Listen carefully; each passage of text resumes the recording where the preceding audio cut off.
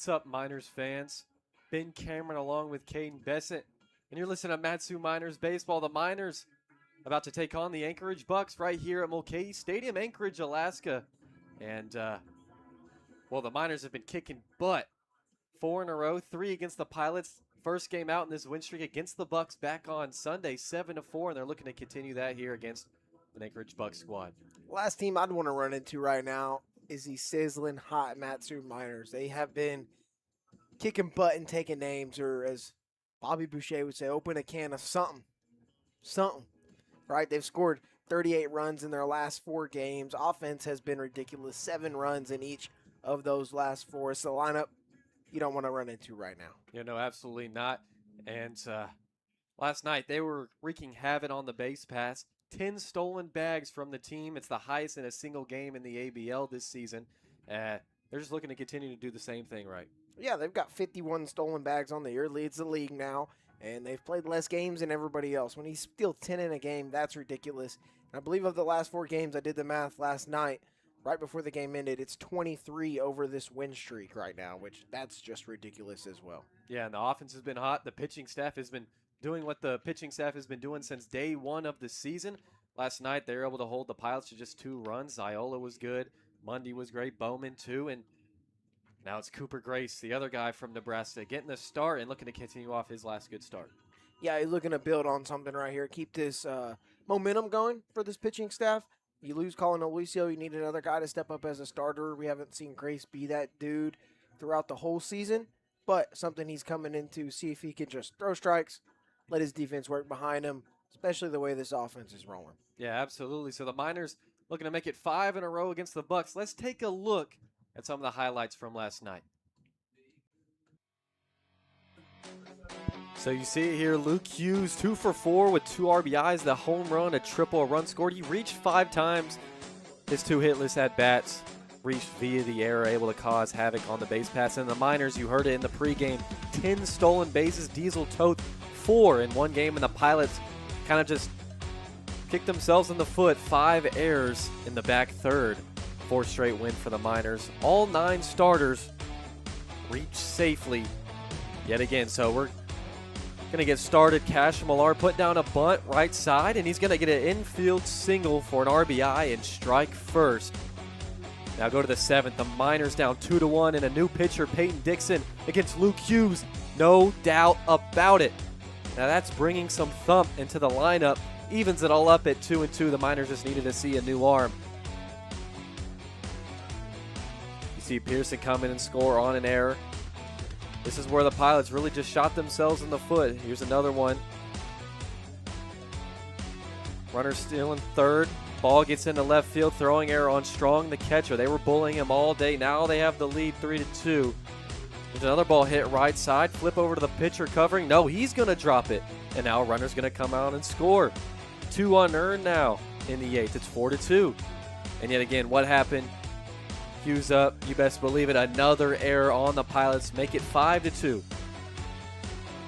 And how about adding more in the 9th, 6-2, and there's a ball over to third. Does he have a throw? No, he does have the throw, and the throw over to third gets away. And that's going to make it 7-2. Plenty of runs scoring on errors. And that's how the Miners win. They're 4th in a row, 7-2. Super close game throughout the majority of it. Miners trailed the majority of that game. Middle innings were very slow, nothing going on. Hit the 7th, 8th, and 9th innings. Miners had 2 in each of those frames. Get out to a big enough lead to just go ahead and spank the Pilots, who were in last place. And once again, just a great job by this pitching staff. Good job by the aggressiveness of these guys on the base pass, whether it's all the coaches or just their aggressiveness as players. It doesn't matter. They're putting pressure on defenses, and they're forcing them to play clean defense, and Pilots failed to do that. You will lose games when you boot the ball around. Yeah, you saw the Miners lose plenty at the beginning of the season, losing games that way, hurting themselves on defense. And while we have you here, let's go over the starting lineups for both sides. For the visiting Miners, leading off at third, Will Godfrey. Batting second, the shortstop, Austin Park. Batting third, the DH, Alex Pearson. Cleaning it up in left field, Luke Hughes. Batting fifth in right, Jackson Babcock. Batting sixth, the first baseman, Canyon Millar. Batting 7th, the second baseman Diesel Toth. 8th, behind the dish, Hayes and Enoy, and rounding out the order in center field, Tyler Akers. Once again, that's Godfrey, Park, Pearson, Hughes, Babcock, Millar, Toth, Enoy, and Akers facing off against the righty from Creighton, Evan Stratton. Now for the home Bucs, the shortstop, Camden Landfear, leading things off. Batting second, the right fielder, Andrew Raymond. Batting third, the first baseman, Hank Smith. Cleaning it up, behind the dish, Tyler Denton. Batting fifth, the DH, Taylor Tracy. Batting sixth, the second baseman, Finn Leach. Batting seventh, the left fielder, Ryan Dara. Batting third, the third baseman, Hayden Miller. And rounding out the order for the home Bucs, Andrew Garcia in center field, taking swings against the starter, Cooper Grace out of Nebraska. We're going to step aside just real quick, but we'll have first pitch when we come back.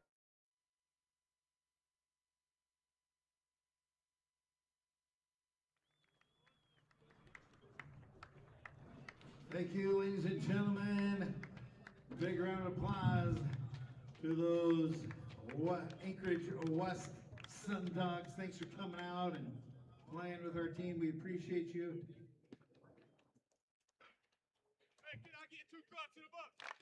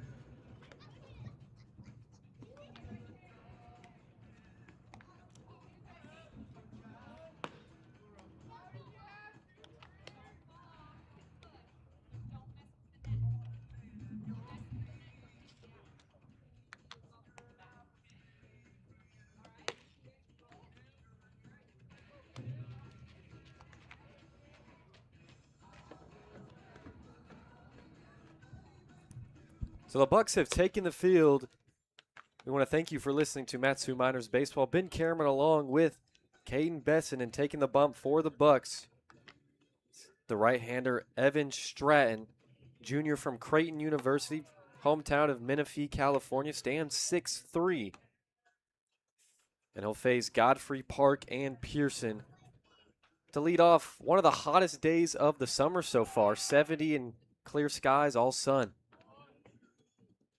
You know, I think I have to Google it to be sure. This might be the hottest day that we've experienced here, and you can definitely feel it. That sun, we're a little too close to it for my liking.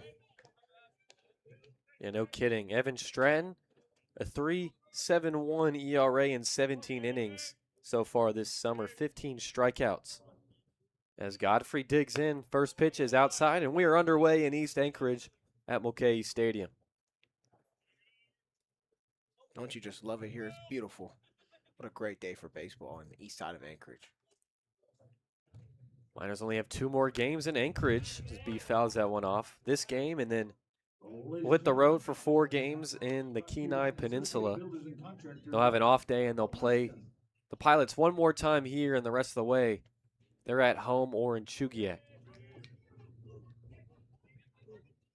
Godfrey 1 for 5 last night with a single back in the first. Continued his hot streak as he fouls that one off, but then went on to go 0 for 4, 2 strikeouts.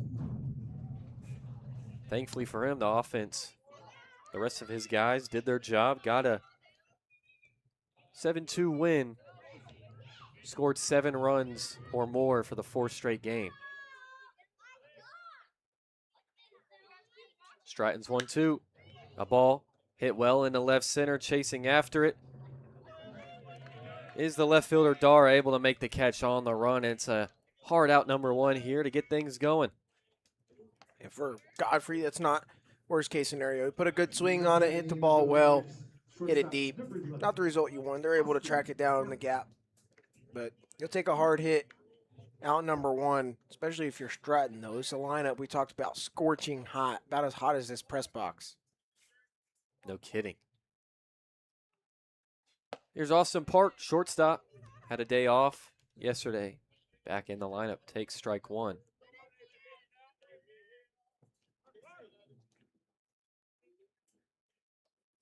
Last time out for Stratton was against these Matsu Miners on July 5th, just threw one inning, and a perfect inning at that.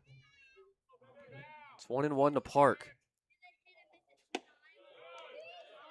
Fastball misses high and in, brushes him off the plate. And the Miners almost ran themselves into trouble defensively, like the Pilots in the earlier in the game. Diesel Toth was moved over to short, and he had 2 throwing errors. And since July has hit, Park, who was struggling defensively as well at short, first part of the season, just had turned into a Gold Glove caliber shortstop for the Miners. Stratton's 2-2. Called strike 3 on the outer third. Park goes down looking, 2 up, 2 down so far. Yeah, good start for Stratton. Get one of the best hitters in the ABL down on strikes like that. Designated hitter number 30, Alex Pearson. And really looking at Stratton, he's had 4 straight appearances allowing just 1 or less. 2 outings allowing 1, or 2 allowing 0, including 6 scoreless frames June 24th against the Miners. But really the reason why his ERA is a 3.71 is his first start of the season, June 14th against the Chinooks. Allowed 5 in 1 inning. And since then, he's been nails for this Bucs squad. It's 2-0 to Alex Pearson DHing tonight. There's a chopper over to second. Leach has it. Throw to first in time for a 3 up, 3 down inning for Stratton in the first, the end of the bottom half.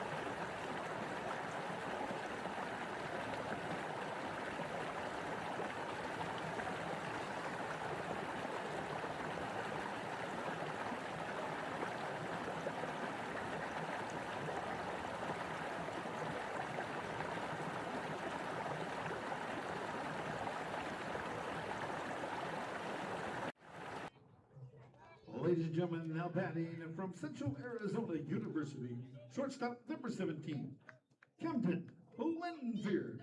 Here's the shortstop leading things off for the Bucs after Stratton's 1-2-3 first. They'll face Cooper Grace, the righty out of Nebraska, 2-way guy this summer. Working from the windup, first pitch. It's a fastball that misses upstairs. Lanfear on the season, batting .282 in 85 at-bats, which leads the team by a good margin. Now it's 1-1.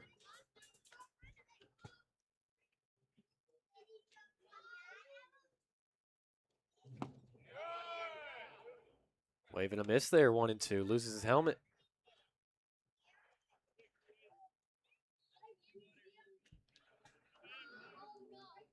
Lanphier struck out 26 times this summer. Make it 27, which leads the team.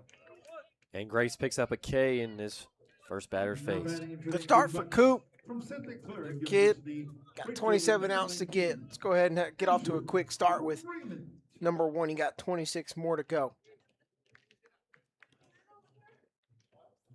So here's Andrew Raymond, the right fielder. Lefty digs in. First pitch just misses off the outer third. So once again, for that Bucs lineup, it's Lanphier, Raymond, Smith, Denton, Tracy, Leach, Dara, Miller, and Garcia waving a miss there. 1-1. Miners rocking their thick green jerseys that are almost mesh-like, yellow collar, yellow Miners across the front with numbers lower right and, of course, on the back, and just the white pants. Bucs wearing the white with the black pinstripes all over, and Bucs across the front in black and yellow. Wave and a miss, 2-2.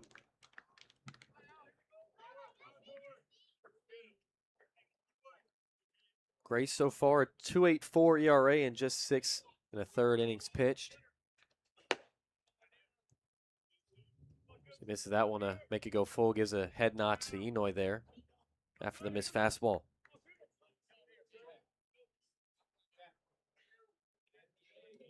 Three-two. Ball hit high and hard into left center, but Akers camped under it for out number 2. That ball sounded like it was cracked. Big time off the bat. That's what I thought. It's a nice sound.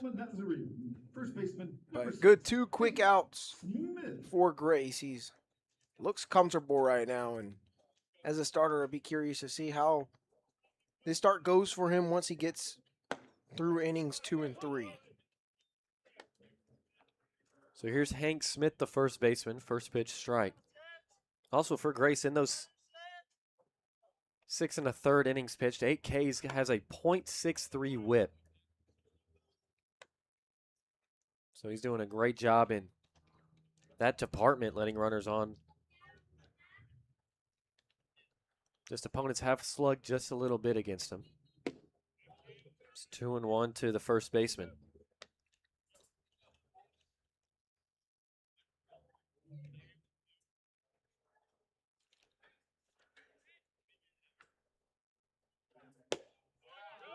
Strike 2 on the outer third. I bet Grace is glad for the sake of his numbers that when the Glacier Pilots kind of hit up on him, didn't count. Foul ball, bat goes flying towards first over to Canyon Millar. He stops it with his foot. And Smith is going to have to go retrieve that. So for Grace, last time out, appeared July 6th, 4 days ago in that blowout win against the Glacier Pilots. Threw a perfect inning with a K. Also appeared against the Glacier Pilots July 2nd through 3 perfect innings. So he had his way on the bump with the Glacier Pilots in 2 appearances. 2-2, just fouled off. And excuse me, that July 2nd game, he allowed a hit but eradicated it with a double play right after. So he faced the minimum. From the windup, Grace is 2-2. Smoked foul left side. Off the foul pole and then bounces on top of the restrooms. So there's another ball up there. Kaden counted, what was it, 10? That's 11. That's 11 now.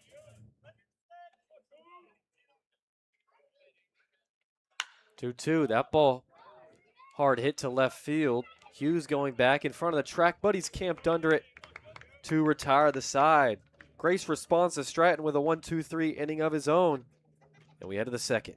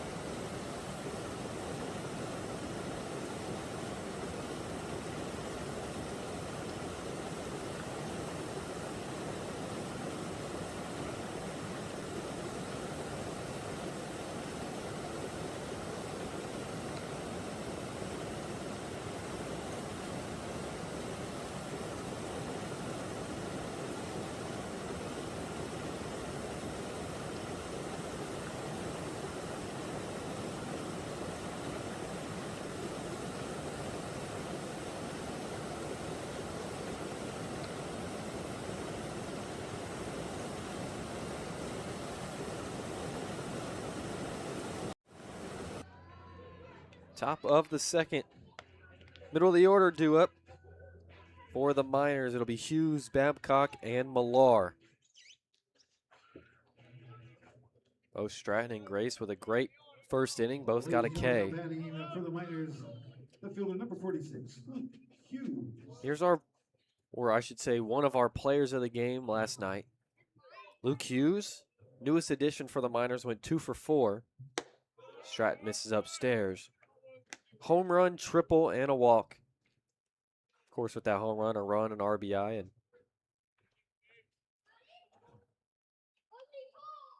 also 2 errors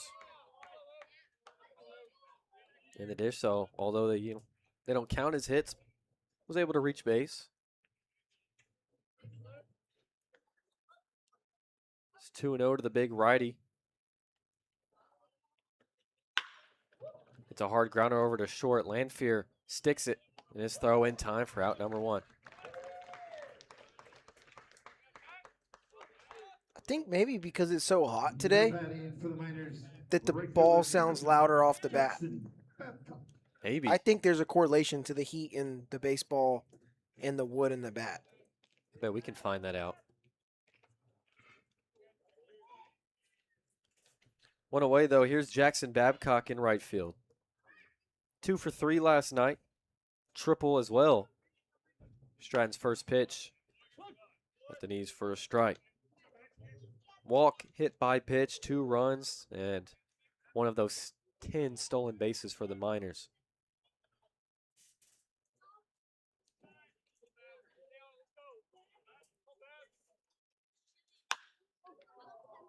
Poked out to left field.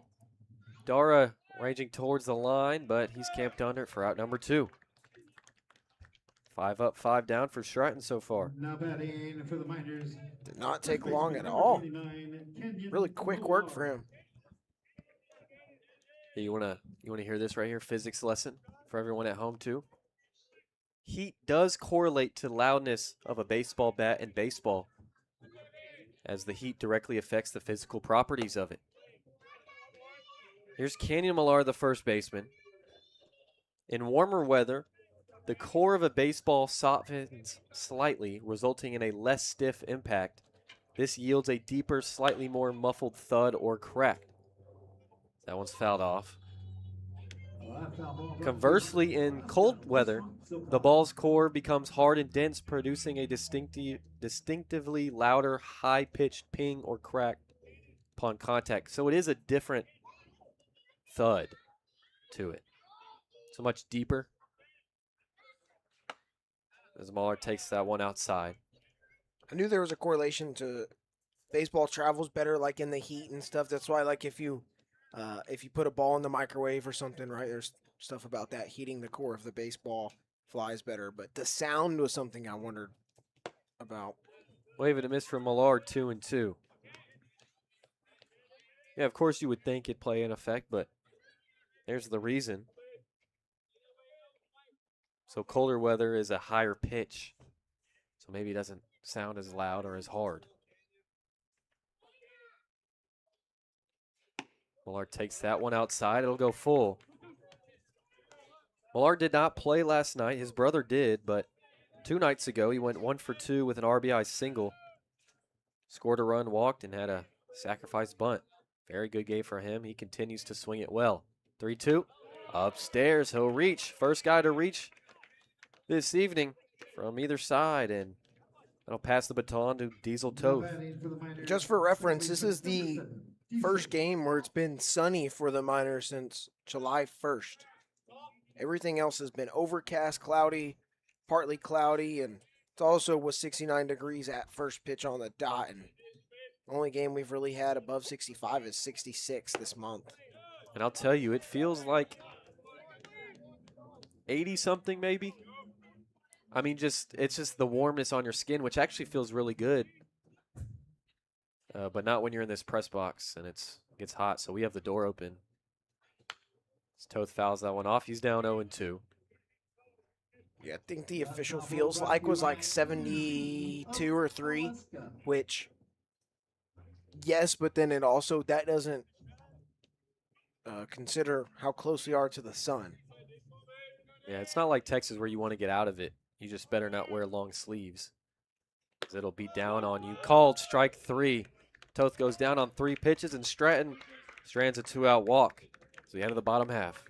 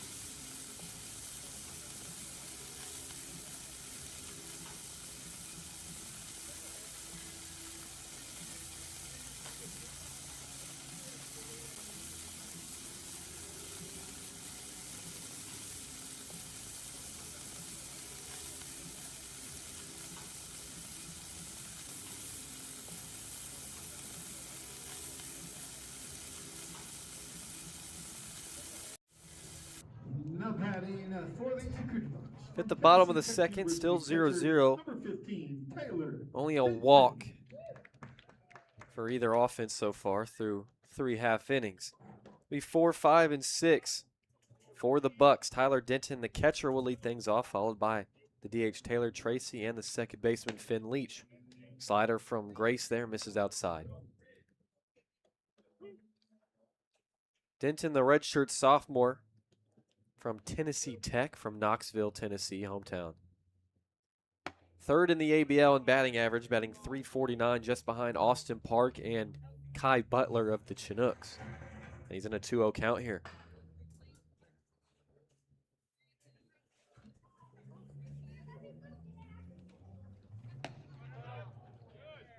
Dorino now also leads his squad in on-base percentage. .472 mark.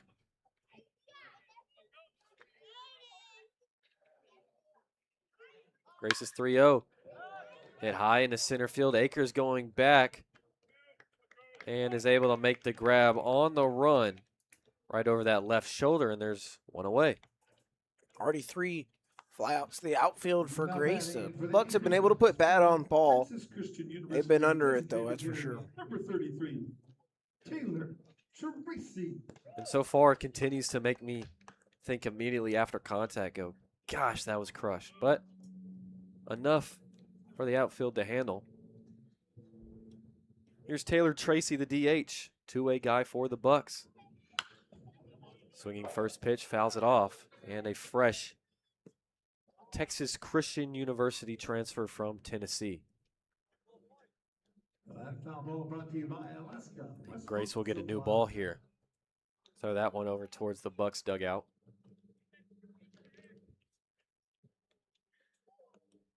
Who, just in case if you've forgotten, the Bucs take the third base dugout.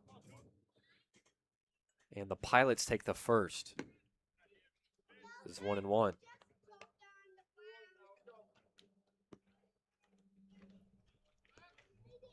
Tracy, 40 at-bats in 11 games so far, batting .275. Doesn't have an extra base hit yet. Goes chasing on an outside slider. Enoy with the point to Grace on that one.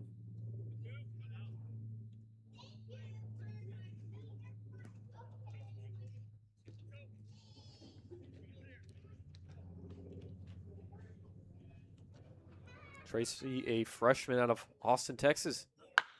Ground ball. Gonna get foul.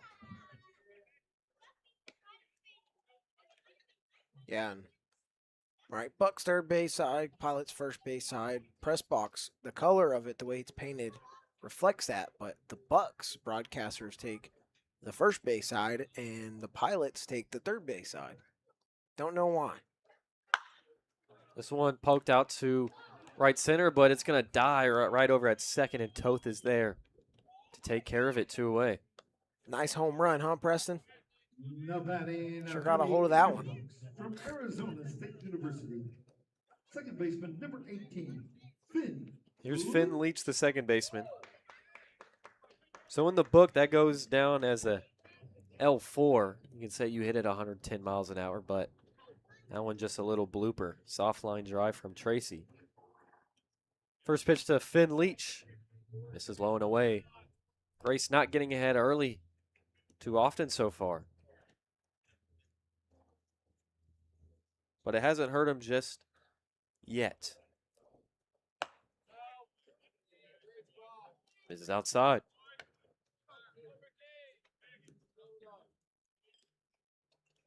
Sorry, you can't come in the Miners chat and be a Bucks fan and not expect to get heckled. Oh, that's what you were mentioning, Preston, huh? I got you. You're going to get chirped over here, buddy.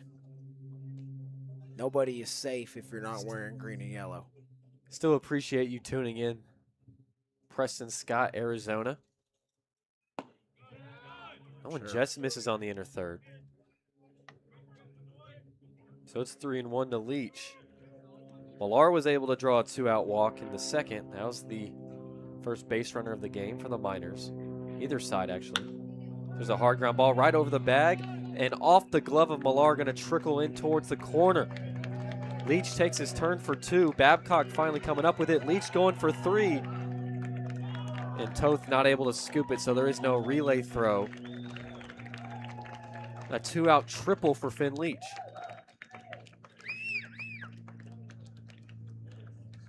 Bucks finally have something going for them. It's only a matter of time. Grease not going to be perfect, and if he did, I'd be surprised. But with 2 outs right here, you just got to work, be confident, and be comfortable. Still have 2 outs if you're Grace. Here's Ryan Dara, the left fielder. Looking to come through and draw first blood. And Grace, another 1-0 count. See how the Bucks broadcasters score that one. Because it did hit off the glove of Millar. Hard chopper foul left to third. Foul ball brought to you by Associated Builders and Contractors of Alaska.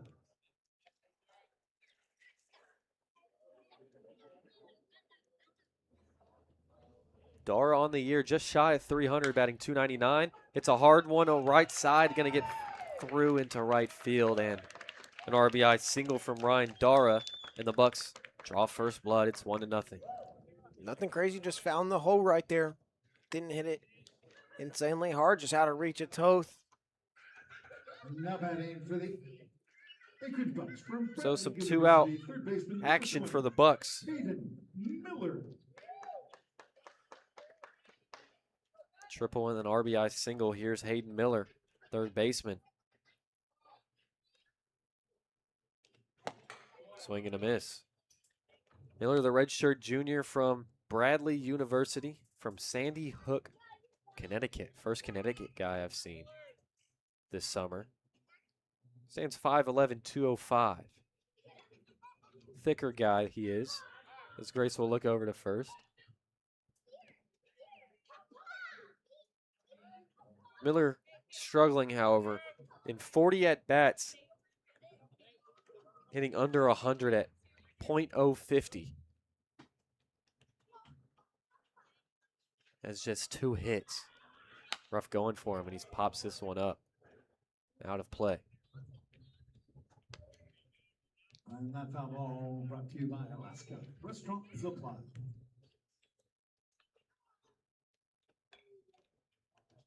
So Dar on first after his RBI single. Grace looking to get out of this second. Strand a runner. Another throw over to first.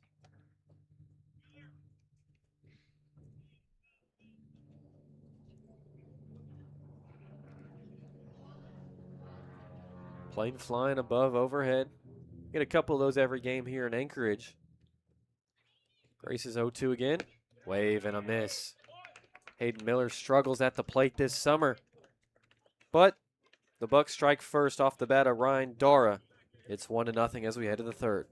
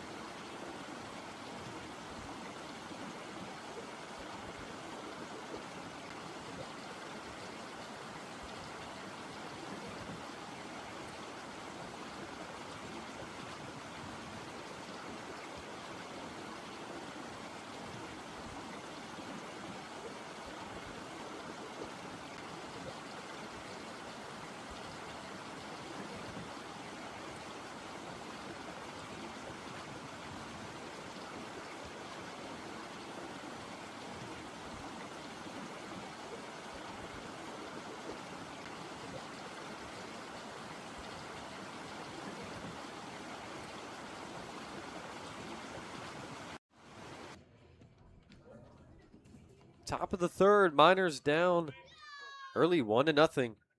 It'll be 8-9-1 as they look to fight back. Hazen Enoy, Tyler Akers, and Will Godfrey. Enoy behind the dish today. Had 2 straight games off. Here's Stratton's first pitch fouled off. And 3 games ago, when he did appeared as a pinch hitter in the 9th, got an RBI ground out, went 0 for 1. So it's been a while since he's actually started a game. Which I know the Miners have a lot of good catchers, Spooner, Millard, and Enoy. But still interesting to see him take that many days off in a row, pretty much. And it's 0-2 to the high school grad, Cal Poly commit. Don't want to wear either one of those guys out, though. You got depth at that position. Grounder over to second. There's Leach. And an easy throw to first for out number 1.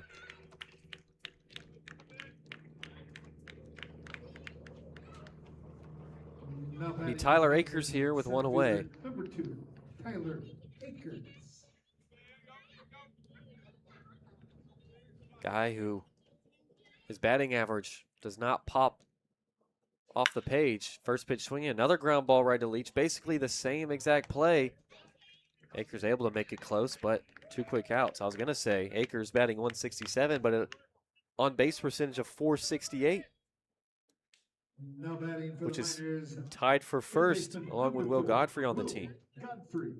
But he grounds out there. So first time through the order for Stratton, just the walk to Canyon Millar. 5 ground outs, 2 flyouts, 2 strikeouts. He's getting ahead early quite often here. It's 0-1 to Beef. Flew out first time up to left field. Rips one into center field. Garcia in stride, able to retire the side. A quick 3rd inning for Stratton. 1-2-3 go the Miners.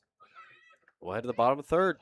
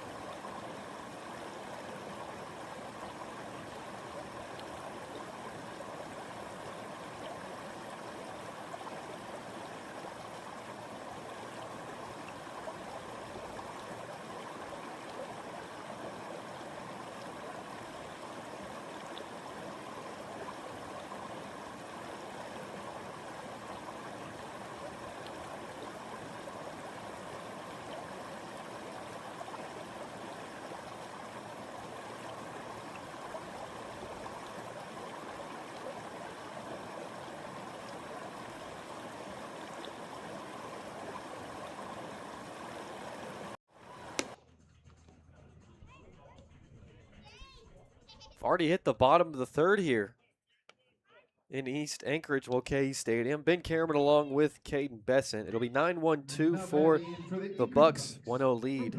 University, center fielder number 3, AJ And here's Garcia. Andrew or AJ Garcia, the center fielder.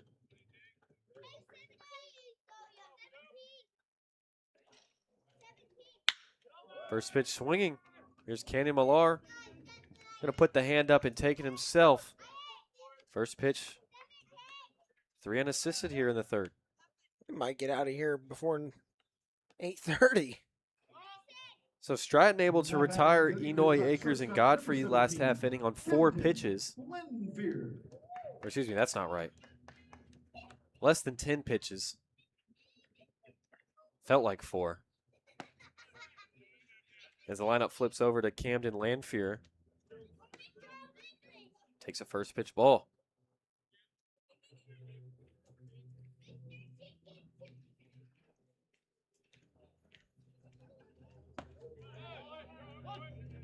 Strike one to Lanfear. Struck out swinging in the first. He's one of two strikeout victims of Grace, first time through the order. Defense behind Grace, straight up. Pops this one up right side. It's going to tail to foul territory. There's Canyon Millar. He's made both outs here. Just like that, Grace responds with 2 quick outs of the Bucs right here. Now batting for the Anchorage Bucs, right fielder number 19, Here's Andrew Raymond. Flew out to center field hard back in the first.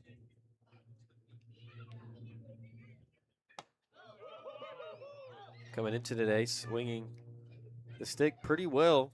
Batting .265, but an on-base percentage of .431, so maybe technically not swinging the stick.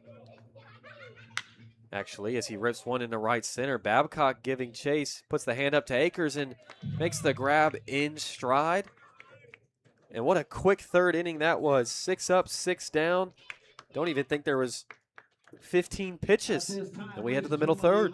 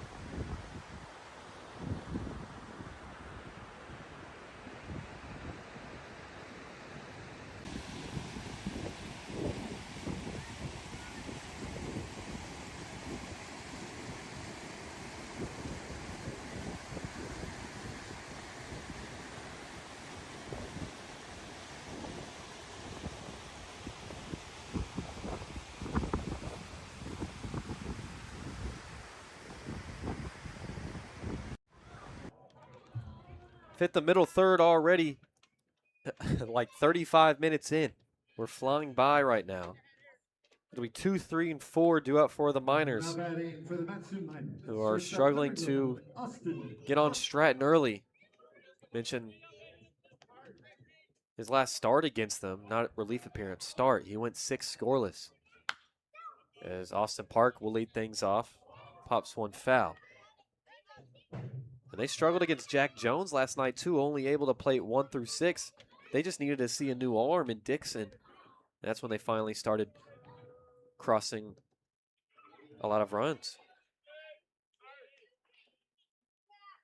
Park 0 for 1 with a strikeout looking. It's this one back up the middle. Lanfear with the forehand throw on the run. In time to get Park by a step. Good play for out number 1. Something's got to give at some point in this game. I know the Bucs do have a run, but no way we're going to have one of these 1-0 games. I don't believe it. Here's Alex Pearson, the DH, 0 for 1 with a ground out to second. Way out in front, first pitch. Pearson last night 1 for 5 with a single and a run scored. He got that single off of Dixon in the 7th. Against the other 2 arms, Jones and their reliever Mountcastle came in the 8th. He went 0 for 4. He also stole 2 bags. He's been stealing a lot of bags recently. Not even really the fastest guy out there, too. He just gets good jumps. That one's fouled off. It's true. And then we were asking around too, not on camera, but who's the most muscular or like beefiest guy? And of course, Beef, being 5'7", 185 gets said, but they also say Pearson, he's the biggest guy on this roster in terms of weight. He fouls that one off again. 240. Who do you think wins in a fist fight? Spencer Henson or Jackson Jarvis? I don't know. They're both very different types. Spencer Henson, more outgoing. Jarvis, more reserved. I feel like JJ can low-key sneak you with that Probably. combo, you know? Probably, but I'm not doubting Henson here. Both big guys. What do you mean by that? Huh? What do you mean by that? By what? Big guys. What do you mean by that? Both hefty guys, dude.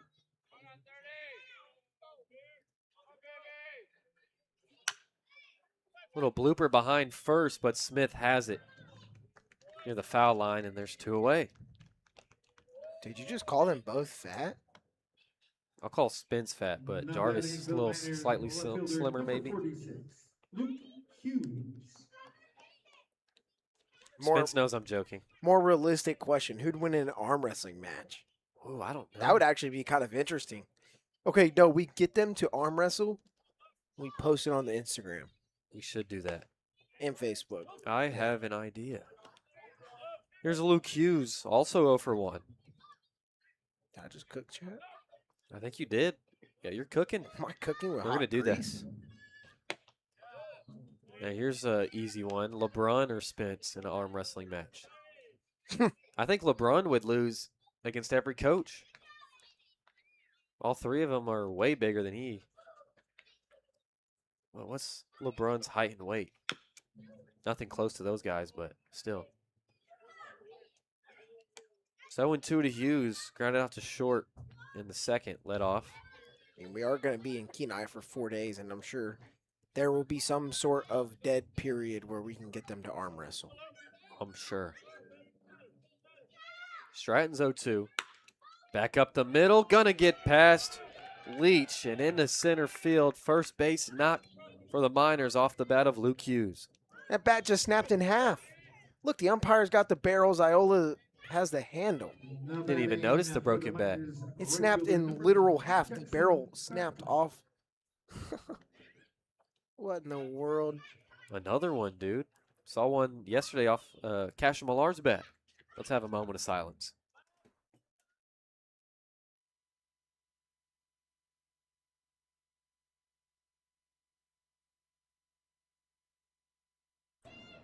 All right, we're back. Waving a miss from Jackson Babcock after the 2-out single. May that bat that pretty sure is the one that hit 380-something foot home run yesterday. Rest in peace. Which is saying a lot with a wood bat for a young kid. Off the end of the bat. Trickled fair after the first hop was foul and then goes back foul. A lot of spin on that one, and it's 0-2. So one of the reasons Stratton has been very successful so far, just a walk and single given up through 3 2/3. He's been getting ahead early, and he's been in a lot of 0-2 counts.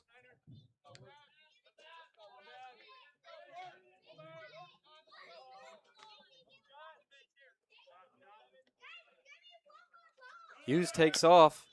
Babcock fouls it off. And for those who don't know, this is at least 2 years ago, but I remember looking at stats by MLB players in certain counts. Of course, hitters hit best or have the highest OPS in 3-0 counts, lowest in 0-2. But the best hitter in an 0-2 count only had a 500 OPS, which is terribly low. So the best hitter hits like Martin Maldonado in an 0-2 count. It's ridiculous. Babcock stays alive, 3rd straight foul ball.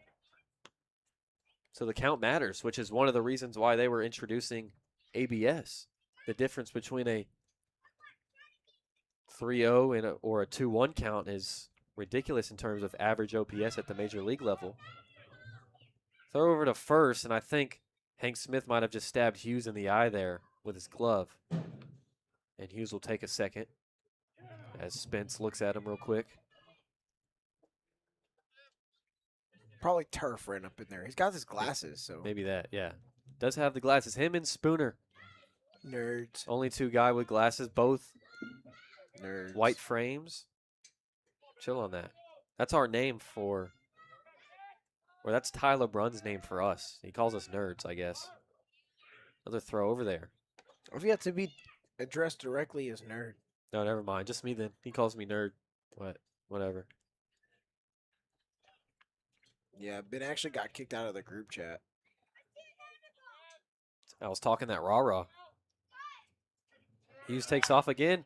Back up the middle, but just left of the bag. Here's Landfear. Throw over to first in time to retire the side, so a 2-out single from Hughes. He's left stranded. Stratton through 4 scoreless.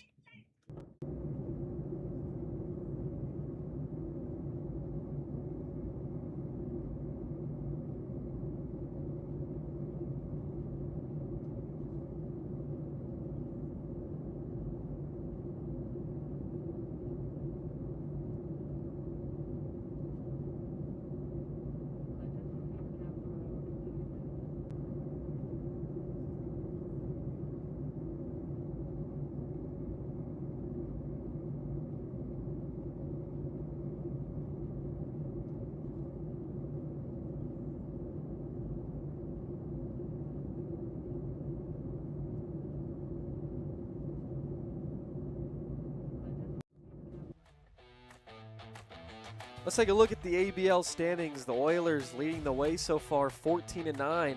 Miners now in second at 11-7. They're only half a game back, and coming up tomorrow for 4 straight days, the Miners and Oilers will face off. So we'll see who's on top after that 4-game series. The Bucs 11-9, a game back, and the Chinooks 12-11. They were once at first. I know it's a close race, but they're all the way down to 4th, and the Pilots well far beyond everyone. 5-17, 8 games back.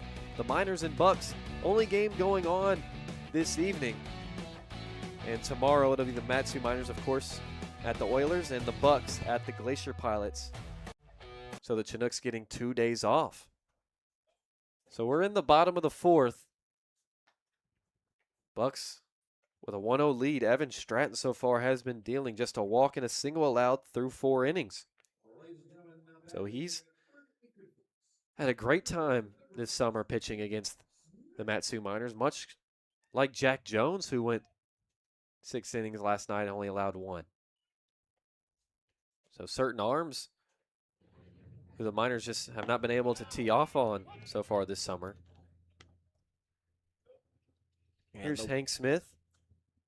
The way this offense has been hitting 7 runs or more in each of the last 4, you really hate to run into a guy who's having a summer like Stratton, because he's just having a really good summer, man. He can get the best of you today, and that win streak's done, and then maybe you're a little bit shooken as a team right before you go for a 4-game road stretch against the currently best team in the league. You would really like to go in there still on that win streak. Yeah, absolutely. Never know when one loss can tumbleweed into multiple. Grace is 1-2. Misses outside. Smith flew out to left first time up in the first inning. And so far for Grace, through 3, just that 2-out triple. Could have possibly been an E3, but it scored as a triple.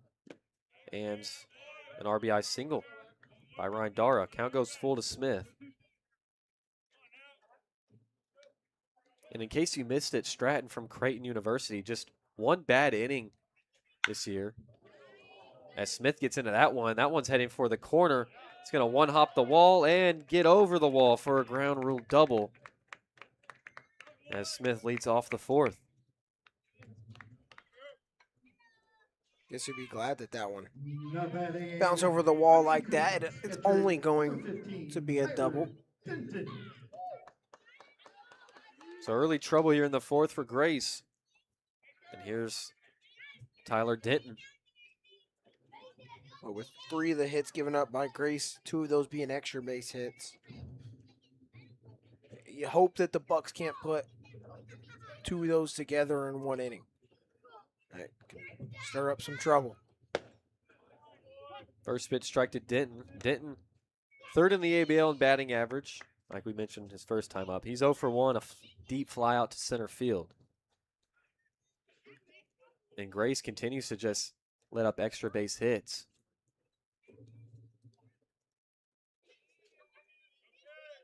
Grace will look at second.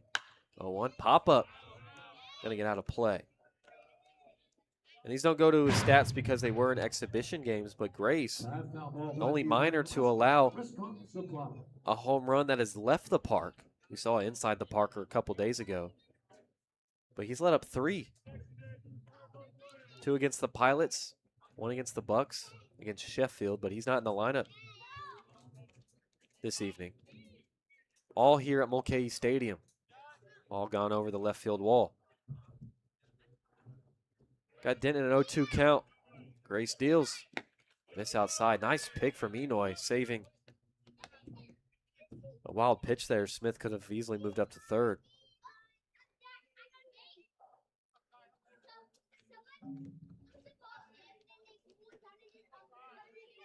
$11 RBIs for Denton this summer. It's third on the team behind Leach and Dara, who got his 14th. Another one hit hard into center field. Akers going back, has it. And Smith will tag up, get to third. They're going to throw back to second, say he left early. Oh, they got him. Smith left second early. Got a little too eager trying to steal 90, and it's a double play.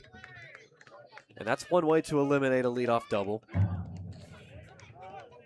I wish we could roll it back and show you that again. That was, I mean, it's easy from looking, straight behind home plate towards center and still see the runner on second all at once from where we're at. It was clear as day that he left early.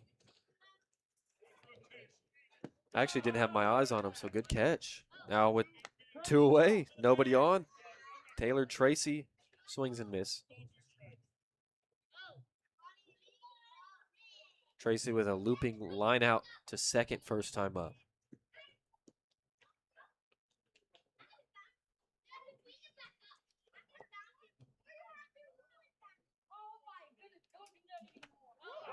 Able to miss on that curveball. Gnarly from Grace there, and now Tracy behind 0-2. It's so common in college softball for there to be challenges and outs called for people leaving early, especially on steals because there's no leads. Very rare in baseball, but that one, somebody from the minor dugout yelled, he left early. That one, the most clear as day one I've ever seen. Tracy taking it close. 0-2, make it 1-2 there. I don't think he would have been surprised if he got rang up there. That one was close. So he also hit a little pause.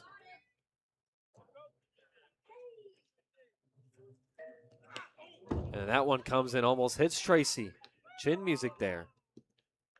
Tracy will take a couple of strides around.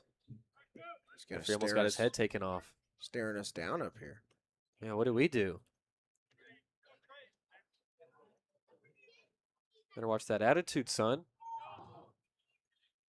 Yeah, I got shooters in East Anchorage, bro.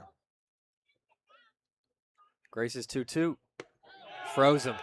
Absolutely gnarly, and Grace will take a stride off the mound in confidence. A 1-2-3 fourth as we head to the fifth.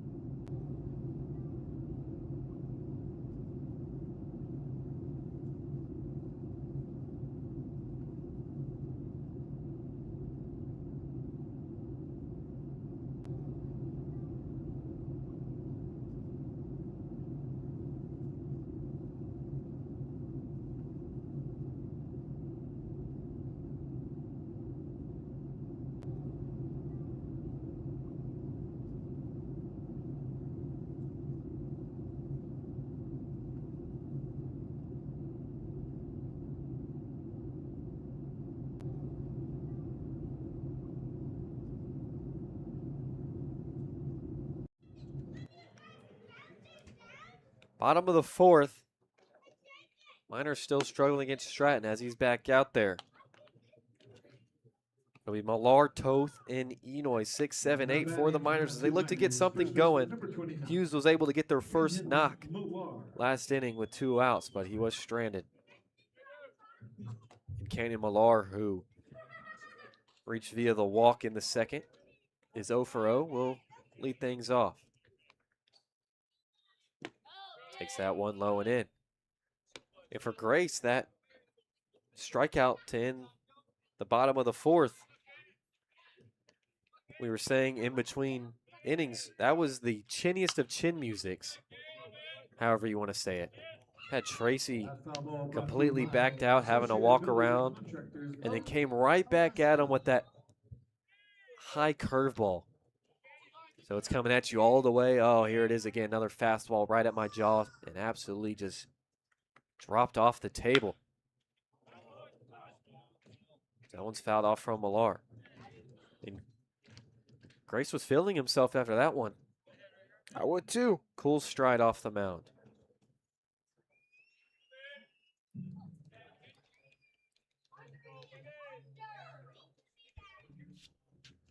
So we'll take an extra couple of seconds here, a 1-2 count. Ford Millar has been having a nice streak of good games. Batting .209, a on-base percentage of .346, 1-2. Upstairs.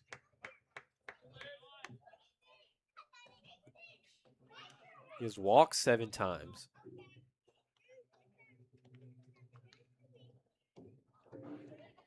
Two extra base hits for him, a double and a triple. Smokes that one, but hooking foul. This league is so weird. Day in, day out, anything can happen, anything can be different. The Bucs, last time they played against the Pilots, just earlier this week, I believe it would have had to have been on our off day, which was Tuesday. The Pilots took the Bucs into the 10th inning. Bucs won, but, I mean, and then the way the Miners just had their way with the Pilots, it's crazy. Millar takes one upstairs, gives a little look to Stratton there. Count goes full. I also think that's just a reflection of the game of baseball. No matter Absolutely. who it is, no matter what time, place, anything can happen. Anybody can win, especially when the talent is leveled out like this. 3-2 to Millar. Takes it low and in. Ball 4. 2 walks for Millar now, and the Miners finally have a leadoff guy on this game. Doesn't matter how you get on right now. You want to get on and put pressure on the base pass against Stratton. Millar, not a guy I expect to steal a bag, but I do like him up here on first with Toth up. Toth has been swinging a really good stick over the last few games. Yeah, struck out looking to end the second, and Strand Millar. First pitch swing, high fly ball to center field. Garcia ranging to his right just a bit. He's camped under it for out number 1. Millar will get back to first. I like the idea of getting a guy on off a walk and then being aggressive early in the count like that. But you look at Stratton's pitch count, right? He's only thrown 57 so far. I would like to see more pitches from him now that he just walked a guy and grind out an at bat against him. But hey, that must have been the pitch Toto's looking for. Put a good swing on it. Absolutely. Here's Hazen Enoy now. We'll take a first pitch strike. Dude walks the guy, wants to get back in the strike zone early, so Toth is looking for something in the zone. He got it. Just a bit under it. Enoy's 0 for 1 with a ground out to second. Throw over to first. Not in time. My goodness. I didn't know the home run derby list has already been dropped. Oh, I saw some good names. Murakami should be fun to watch. That's 80 grade power right there. He's got the 4th best odds to win, tied with Jordan Walker for 3rd, actually. Who's first? Wait, try and guess who you think has the best odds. I've actually only seen a couple that are actually hitting in it, so I'm not sure. As Millar does take off. Pitches high and outside, throw down.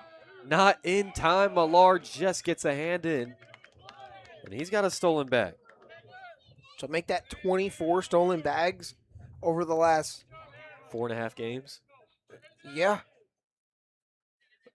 I was going to count the innings, but there's a run rule in there, and that would have stumped me mathematically for a second. I don't blame you. I was thinking the same thing, actually.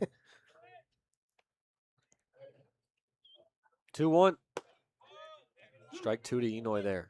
But we're actually almost at the exact halfway point of a baseball game, so that works. Yeah, that's why I said it.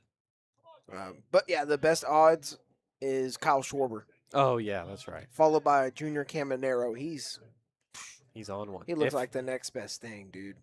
2-2. Taken low. Count will go full to Enoy. If it wasn't for Yordan Alvarez, Caminero would probably be a AL MVP favorite.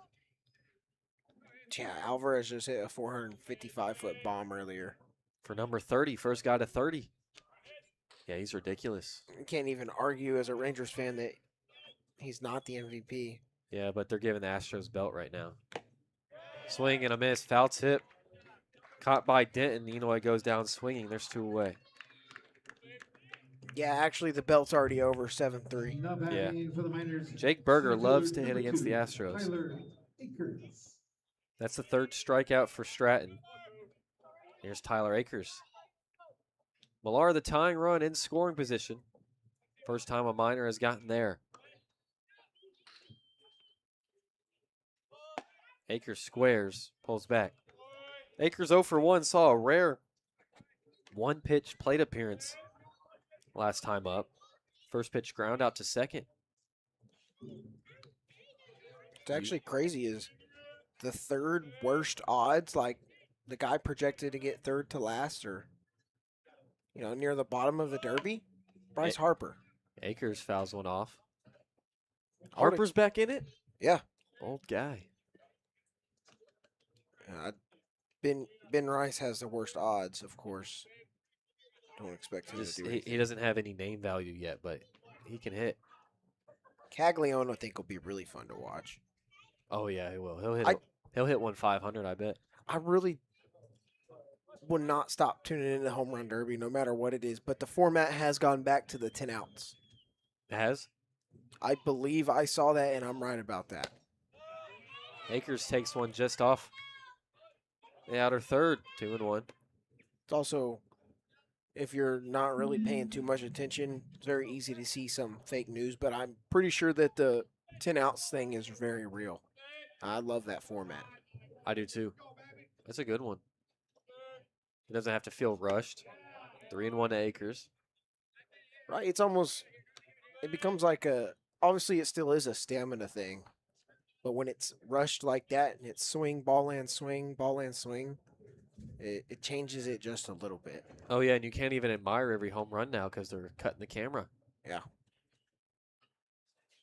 3-1, fouled off, count will go full. I think one of the craziest home run derbies that I remember.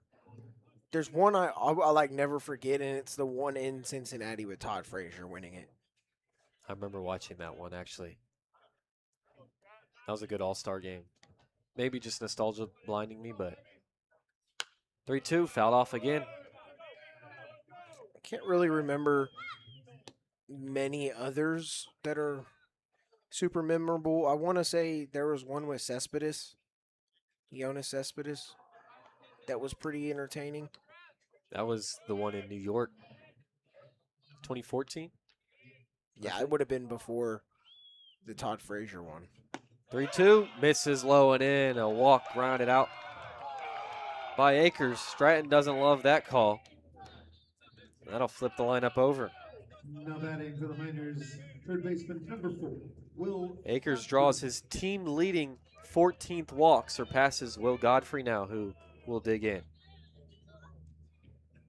So right now, Akers has bragging rights for highest on-base percentage on the team.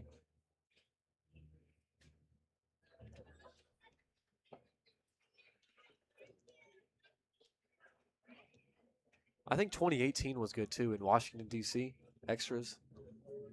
Yeah, let me look up some of these. That was Bryce Harper's "We the People" bet. I think that might have been 2017. Yeah, I've also love how they've been incorporating like the really cool bats too. Yeah. That was a big thing last year, I believe.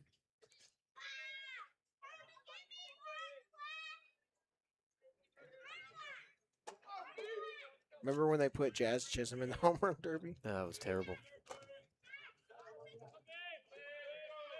Mountain visit over. 2 on, 2 away for Beef, Will Godfrey.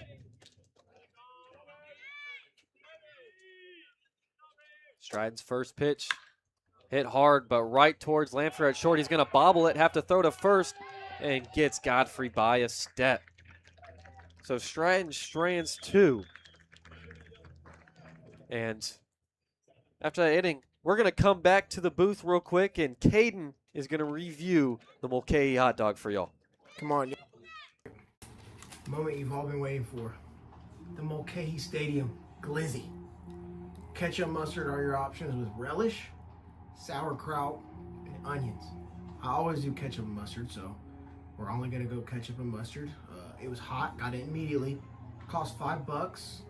Bun is a little bit different than traditional glizzy bun. It's almost like a sub bun that you could get at the grocery store. So $5 Mulcahy Stadium. They didn't have reindeer.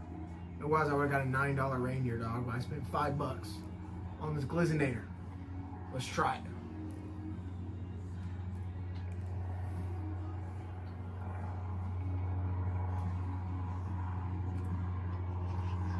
That's pretty big, dude. You see how big that is, bro? I see it. That's actually pretty good. $5, not bad. Minor dog is better because it's more hot dog. It's only $6, but it is really good. Better than the Polish dog, Chugiak. I'll give this 8.5 out of 10. I've had a worse dog though at a major league ballpark, that's for sure. My bad, I cut you off there. Yeah, you're good. But That was pretty good though. that's good. I have to say. That's good. 8.5. Yeah. 8.5. I was not Also- expecting that. It did look appetizing. I kind of wanted one, but I was just in here. I was watching you eat it. I would say if maybe it was like that exact same hot dog in Chugiak or something, like anywhere but where the Bucks play, I might give it like a 9, but That's fair. Fair assessment. minus half a point for was- being in Anchorage. What was the minor dog again? 10. Go to 10? All right. Yeah, Go to minor box. best believe. Still the best stadium food yet here up here at top of the world. The minor burger. But we're going to Kenai. We're about to find out some new stuff. They might have like, I haven't heard anything, but I would assume maybe they got something really cool in their concession stand being on the water like that. Like the halibut sandwich Ooh. at the ballpark or something. We're gonna find out. I'm actually excited. That's the first thing I've thought about Kenai and actually been excited for. Not gonna lie. I will say, looking at what everyone else's stream setup has been in Kenai and even the Oilers, it's not looking good. Dang it's, it. It's looking like y'all have no choice but to stare at chain link fence. But we might be able to just be goated and not let that happen. Never know. You gotta believe in us. We find the way. Might be able to make some shake. Here's Finn Leach off the end of the bat towards short. Park charging. His throw on the move. In time. Nice play from Park. Gets Leach by a quarter of a step. Now batting for the Anchorage Bucs. I'm trying to think of what they could have. Someone said there weren't moose in Kenai. I don't know if that's right. Actually, somebody that lives in Kenai got attacked by a mother bear on our back porch just 2 days ago. Here's Dara, puts a bunt down the third baseline, gonna go foul. Yeah, I looked it up. The Kenai, all right. Someone was just spreading misinformation. I didn't believe him in the first place. The Kenai Peninsula is world famous. World famous. Now that's over the top. World famous for its thriving moose population. Okay. I bet some dudes on the team are going to be so hype about that because the bus we ride on, every ride back, because we've been going to Anchorage so much over the last 3 weeks, someone always says, "Oh, look, there's a moose." And everyone turns their head and looks because they haven't seen one. We've seen plenty. Might have to throw one of those videos in here. I was going to. I just haven't had time. Doug says, what about 08 with Josh Hamilton. Yes. Yes. But I was 4, so I don't remember. Don't remember we it, were- yeah. Yeah, we were going off ones we remember, but that's a shout. That Good was the shout. first one that popped in my head. Yankee Stadium, right? Old Yankee Stadium. Yeah, because Yeah. it was his last year. I went up and in on Dara. Dara 1 for 1 with an RBI single, responsible for the only run of this game so far. But yeah, I mean, Texas Ranger, one of the best performances ever. Yeah, I could not know about that one and it being one of the best ever. Curveball misses inside just barely. Grace was starting to walk off around the mound like he got that one. But we're going to go full. That was a gnarly. Back up the middle hard, and Dara is going to be 2 for 2 now. So instead of a backwards K, it's a single. B Camp. Who's on my account? Someone said definitely throw in a Moose video. Someone is on my account. It's not you. Like, I'd be able to rat you out if Yo. it was you. Yo, someone's on my YouTube account commenting. Are we serious?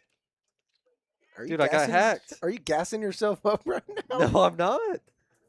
I was like, oh, is that another broadcaster? That's me. But it's not you. Here's Hayden Miller. Who is it? If y'all notice, if y'all can see the chat in the profile picture, that's me with Bill Schoening calling a Texas State basketball game. Dude, who's on my account? You better tell me right now. Is that you? No.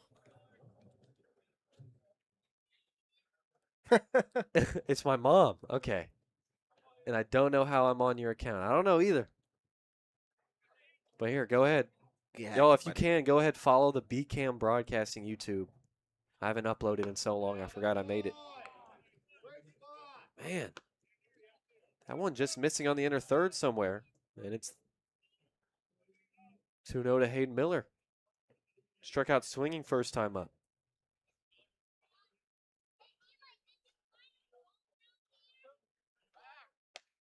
We actually had Moose the other day. So there's a throw over to first in the backyard, and they were just, of course, just munching on some greens. But one came right in front of the window. Kaden missed it, and he walked away. But I didn't have my phone out.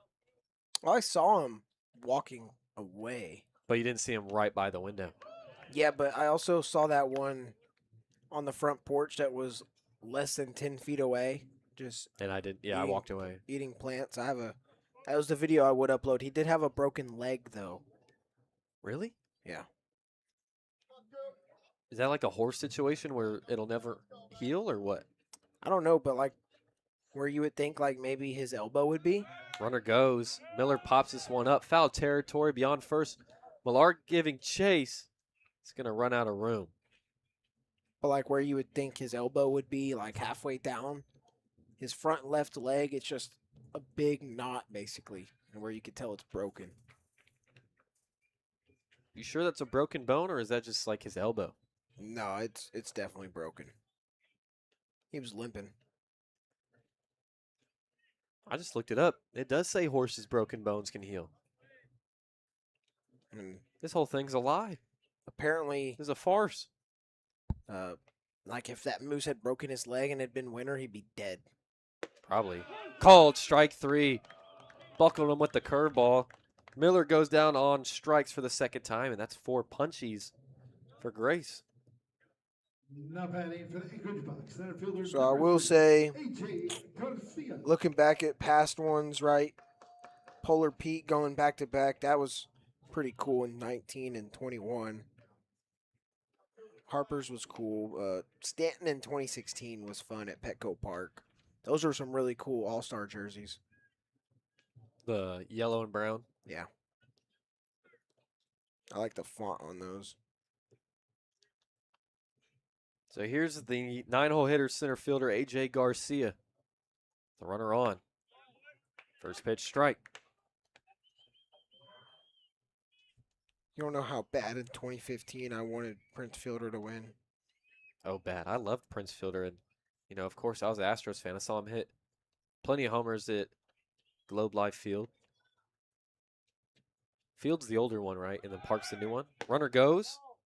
Outside, throw for Minoy, wide left. Park makes a diving stop. Stolen bag for Dara. Yeah, Globe Life Park in Arlington is the old one. It's Globe Life Field, but yeah, especially in 2015 because Fielder was representing the Rangers, but first round just had to run into the champ. Only lost by a home run though. I mean, Frazier also won all 3 rounds by only 1 home run. That's how you know that was a fun derby. That was Jock Peterson's first too, right? I believe so. Grace double take on second. This is outside. The outer third has just come in a bit here in this 5th inning. 2-1 to AJ Garcia.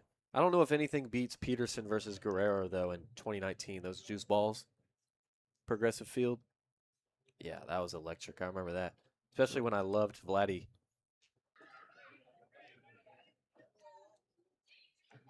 It's 2-2. Grace looking to strand a runner in scoring position. Dara singled and stole second. Grace with a long pause and a slow look at second. 2-2. Just misses. Outer third. It's a good spot. I mean, Grace thought he struck out Dara looking as well, and then he singled the next pitch. And that was on the inner third on a righty, but that left side of the plate from our perspective. Remember Stratton last inning, he had a conversation with the home plate umpire about missing one that he thought was strike 3. Yeah, ball 4 against Akers. Popped up. Gonna get out of play. So Garcia making Grace work here. Lap foul ball brought to you by Associated Builders and Contractors. It's now past 80 pitches.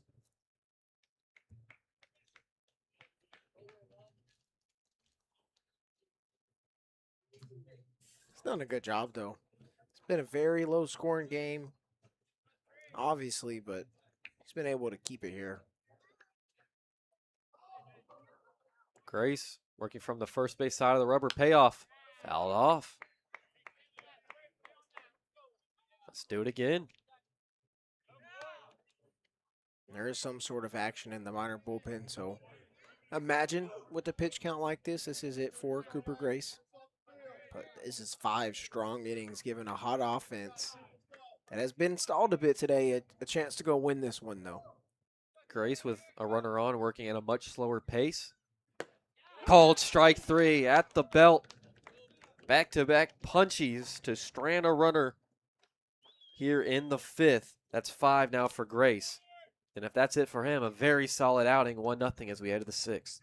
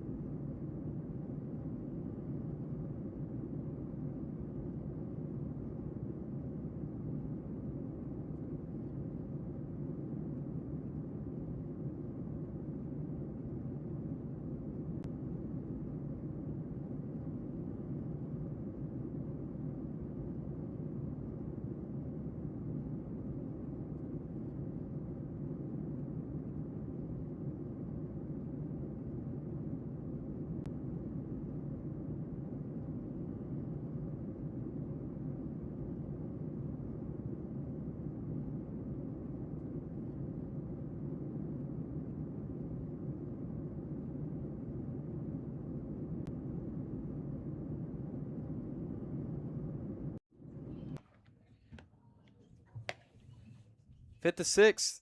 New arm for the Bucs. Evan Stratton's day is done, and coming out of the pen for the Bucs, it's the southpaw, Taylor Tracy, who has moved from DH to the pitcher now on the bump.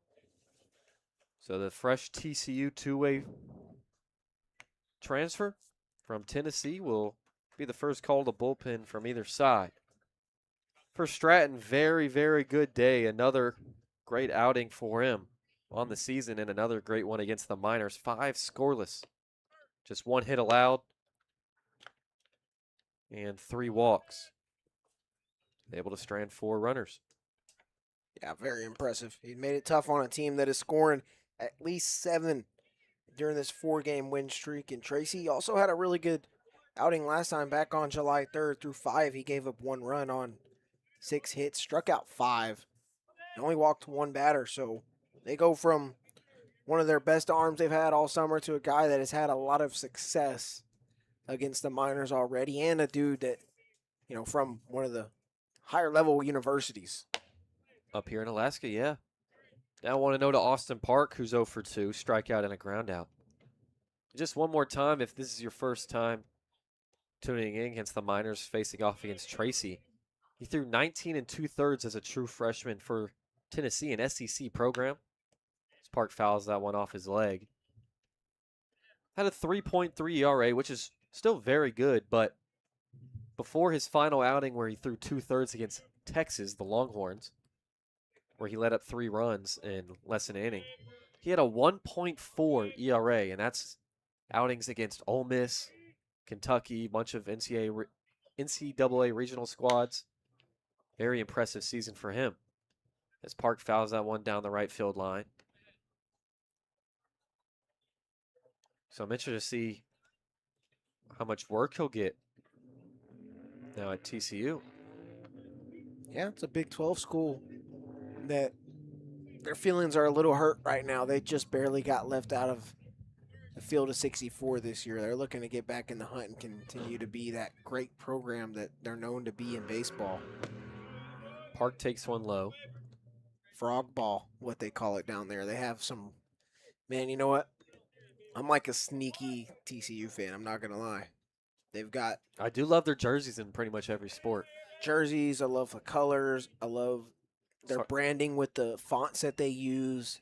I love the Hypnotoad, Frog Ball. They have the best throwbacks in college baseball.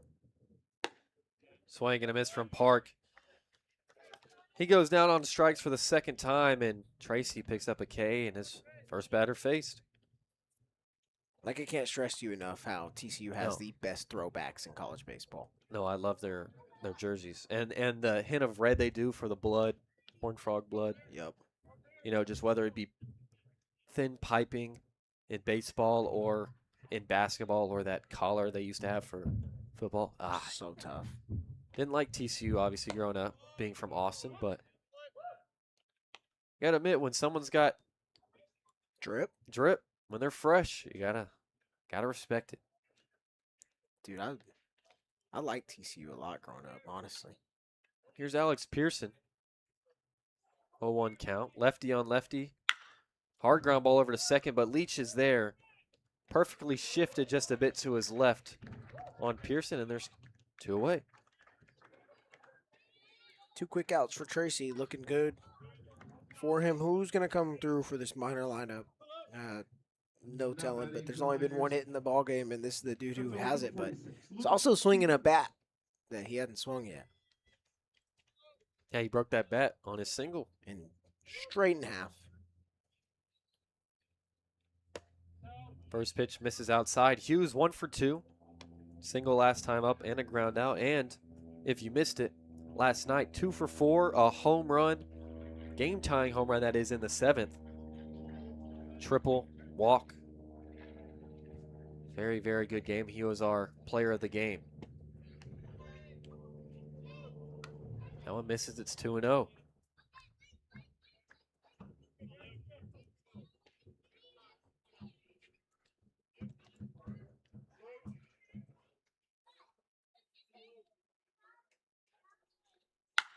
That ball high, drive to left field.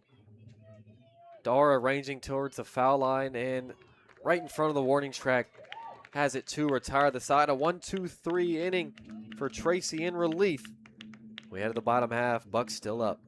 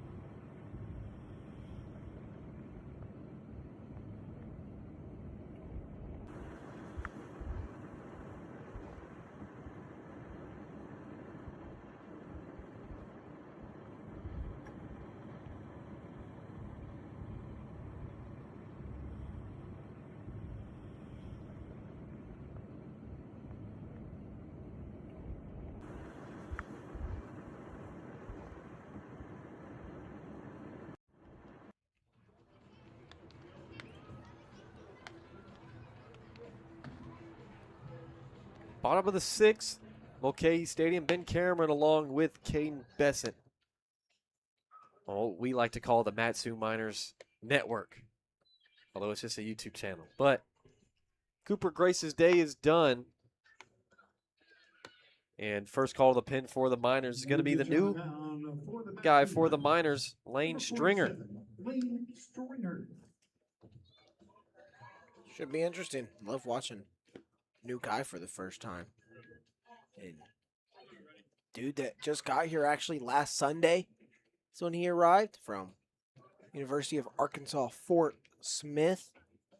Stringer, a guy that just on the older end, but he's here to help out a bullpen that is pretty thinned out, and it's going to only get thinner. Yeah, a couple guys leaving soon. Stringer, a senior righty, stands 6'5", 205 from Lake Jackson, Texas, and like you mentioned, pitches for Arkansas Fort Smith, which is in the same conference as East Central in Oklahoma, where Akers attends, right? And Central Missouri. And Central Missouri, right? Yeah, the Great American. For the Anchorage Bucs. So he's got a couple guys he's probably seen. Stringer will show us fastball, cutter, changeup, and slider. He says that slider moves more like a curve. He said slurve is an okay way to address it. First pitch strike to the shortstop, Camden Landfear, who's 0 for 2. So for Grace, very, very good outing. 5 punchies through 5 innings, allows just 1 run on 4 hits. He continues to do well. It's 1-1 to Landfear. Well, the craziest part about Grace's line, unless I'm missing something here, 5 strikeouts to 0 walks. Yeah, very good when you don't let up the free pass. Hard chopper foul left to third.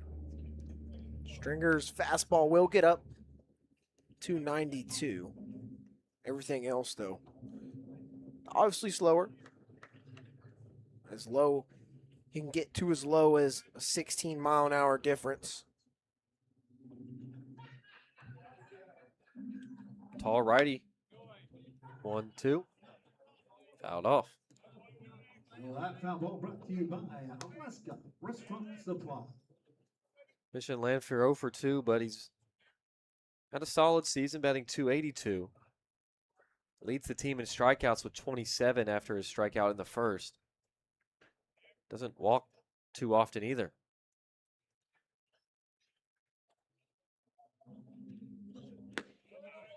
Stringer misses outside. He does, however, have 5 doubles, which leads the Bucs. So he brings some sort of slight slug to the dish.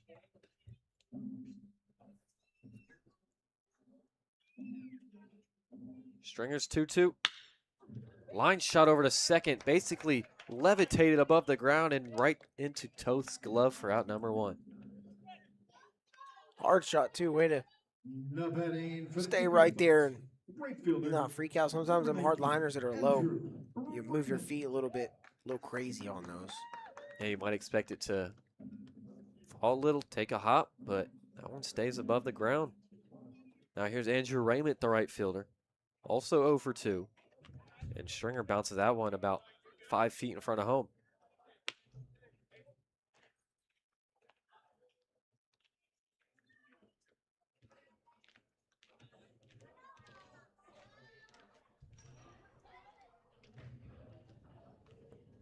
Deep breath, 1-0 from Stringer. Misses outside.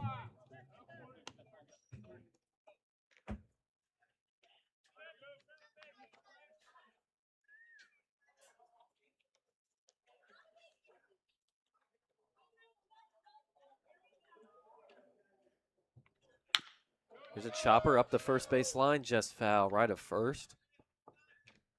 It's 2-1. Raymond, tall lefty, stands 6'5". Hometown of Spokane, Washington, from Santa Clara University. So we got a tall matchup going on right here. 6'5", v 6'5". Spokane, where the Bulldogs play. The Zags. We've got a guy there. That one comes in and gonna hit him on that front leg. And Raymond reaches for the first time tonight. See what he means when he says a slurve.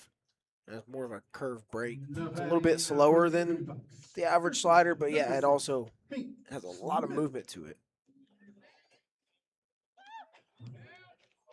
There's a 3-hole hitter, first baseman Hank Smith. Doubled last time up, got a hold of one down the right field line, ground rule double. And then was doubled off trying to steal an extra 90 on a fly ball. First pitch misses. You hear someone from first base side for the Miners yell, good spot. So Smith 1 for 2.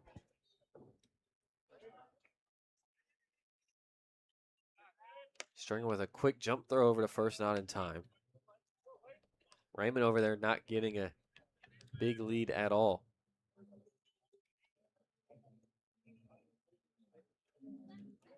Only about 6 feet.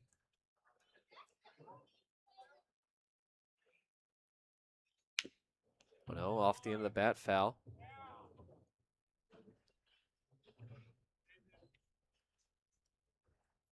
Oh, did it get him again?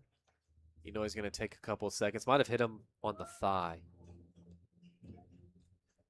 If you don't know, Enoy earlier in the year, just not too long ago, took a foul ball off the nads.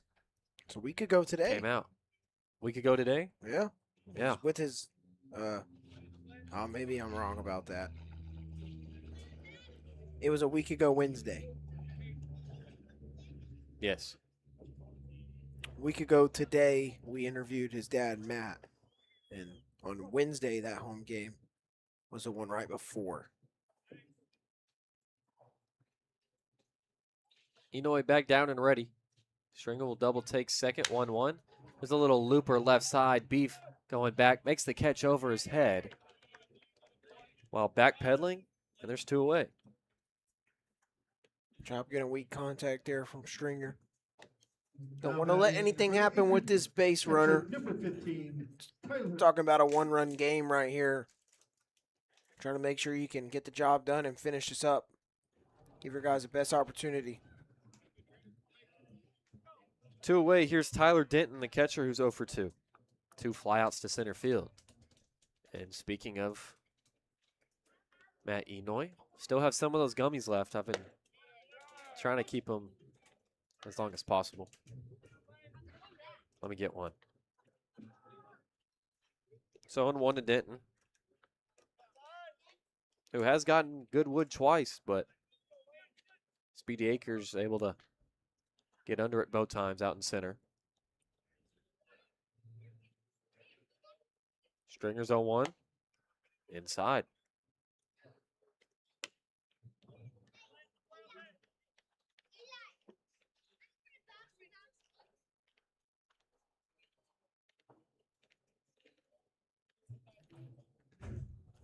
Yeah, that stuff's still good. Love that leaking.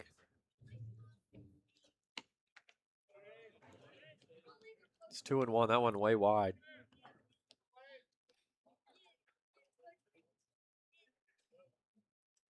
Looking at the attendance numbers at Mulcahy, probably around 100 people today. I'm just guessing. 2-1. Line shot, hooking foul over the head of Beef. Yeah, I will say there has been more people on average in attendance for Bucs games compared to the Pilots parking lot. Got plenty of vehicles out there. That is for sure. Makes sense. I don't blame people not showing up for Pilots games. Talking about 8 games out of first. One's fouled off. We'll do it again.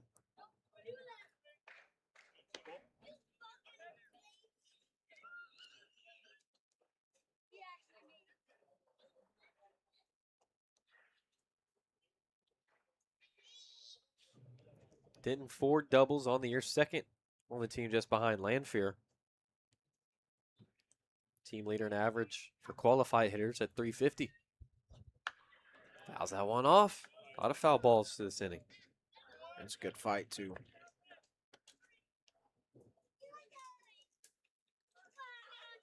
See what else? Maybe I'll eat some more octopus.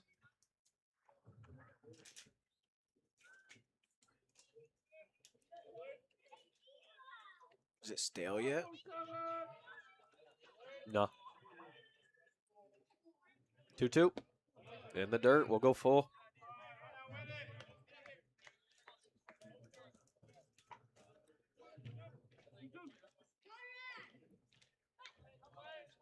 I think the fishiness of it has been intensified over time. I'm not going to lie.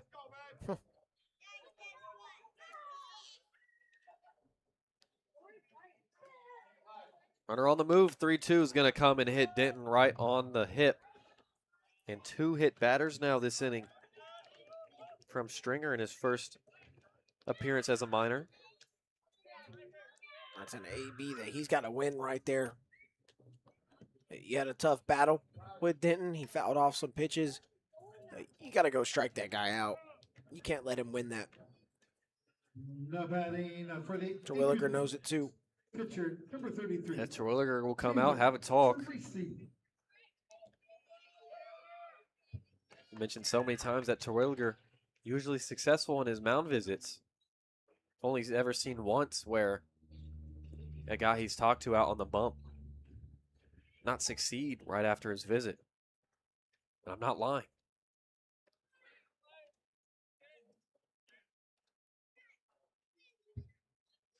So mound visit concludes. Very quick one, definitely just trying to get him to settle down. Maybe a joke in there. He'll face the now pitcher, Taylor Tracy, who's 0 for 2, a weak line out and a strikeout looking.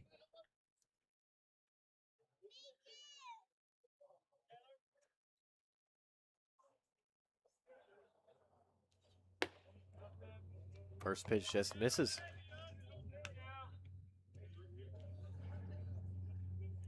Curious as to what the conversation is totally like with the newer guy. He hasn't even been here a full week yet. You know, how much has Terwilliger gotten a chance to get to know him, get comfortable with him? I imagine he has, but maybe not as much as the other guys. So maybe more baseball talk, especially in a game where the Miners are losing.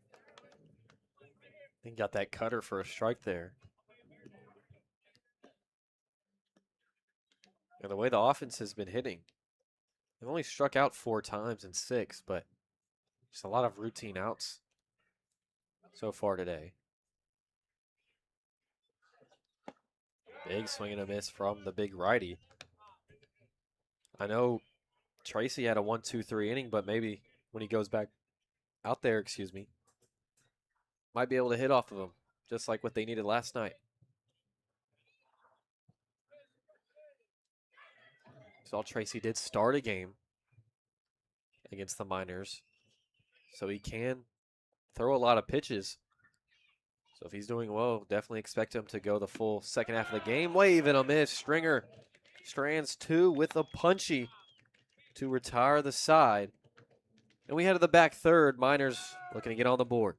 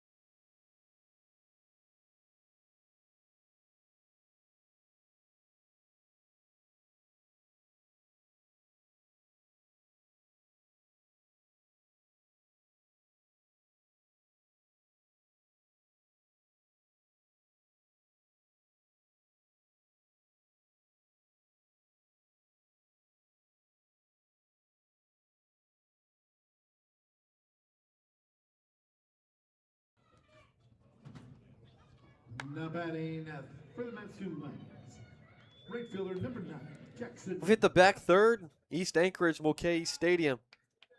Taylor Tracy out there looking to hold the Miners to a goose egg so far today.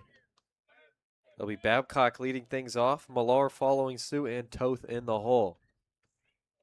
So 2 lefties against the tall lefty here in the 7th. First pitch up and in on Babcock, chin music there. Tracy got a 1-2-3 inning, a strikeout, ground out, and a flyout in the 6th.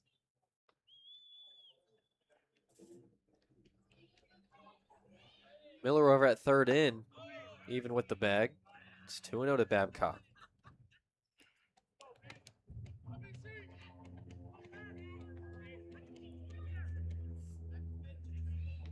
Huge reason why the Miners have had great offensive success in this win streak was because they'd get a lot of leadoff runners on. That one's fouled off left side. The only time they've gotten a leadoff runner on so far today was in the 5th when Canyon Millar, who's on deck, drew his 2nd walk of the game.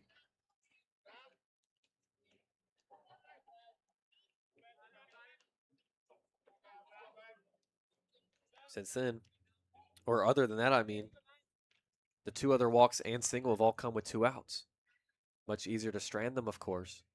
2-1. Off the hands, emergency hack there from Babcock on a ball high and in. Babcock 0 for 2, fly out and a ground out.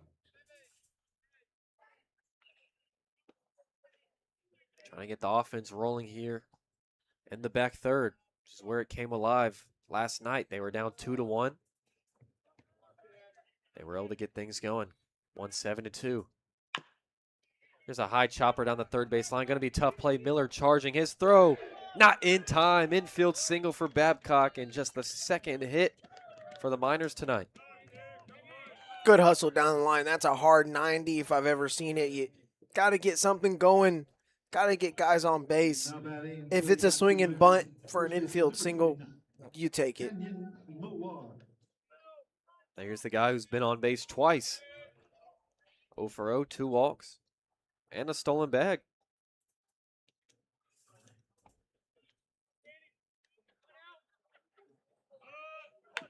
Shows bunt. Beautiful, gets it down the third base line. Miller's all over it. His throw in time, but Babcock moves up to scoring position. Back-to-back games for Millar with a successful sac bunt. I like the idea of going small ball here. The Miners, second baseman number 7, Diesel Toth. Now you got a guy in scoring position with only 1 out. Toth has hit the ball hard.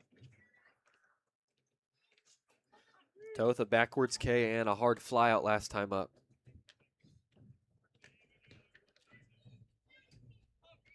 Tying run on 2nd. First pitch swinging, fouls it off. Foul ball brought to you by Alaska Restaurant Supply. Toth 4 stolen bags last night. Almost had half of the 10.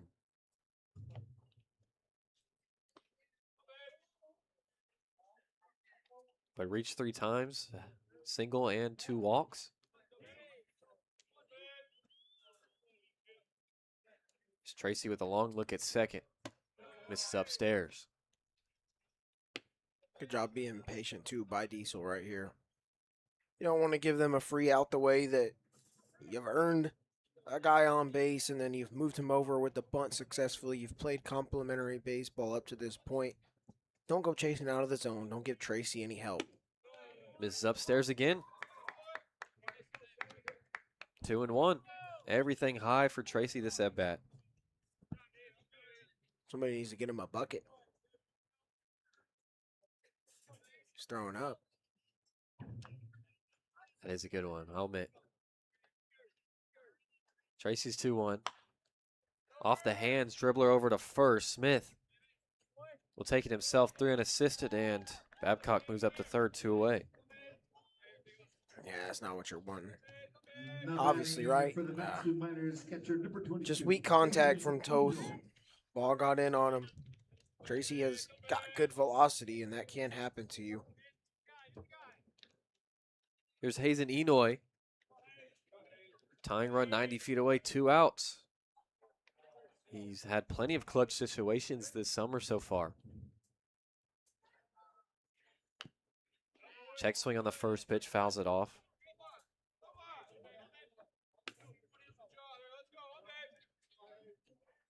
Wonder if he feels somewhat rusty because he has gotten a few days off. It's 0 for 2, strikeout and a ground out.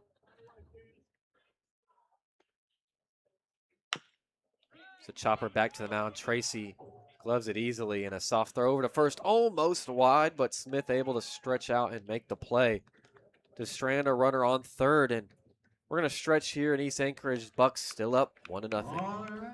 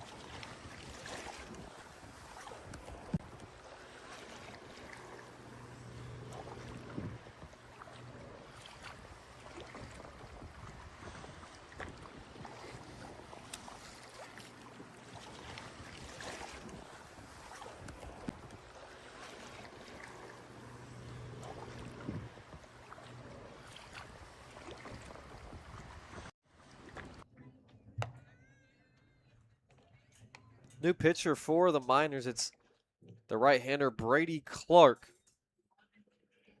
coming in after Lane Stringer through one scoreless frame. Hit 2 batters, but was able to pick up a K to get out of it. They'll pass it off to the St. John's right-hander. It's had a very, very good summer so far for the Matsu Miners. For the Matsu Miners, number 31, Brady Clark.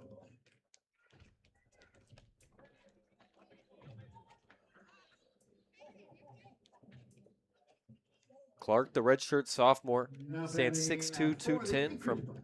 Bayport, New York. 18, Finn Leach. They'll face Finn Leach, who's 1 for 3 with a triple and a run scored. Or 1 for 2, excuse me. But Clark so far, 8 scoreless innings for the Miners. First pitch strike. He's got 2 saves. He's 1-0. Only 4 strikeouts in 8 innings, but he's gotten so much weak contact, it doesn't matter. .63 whip. Good stuff.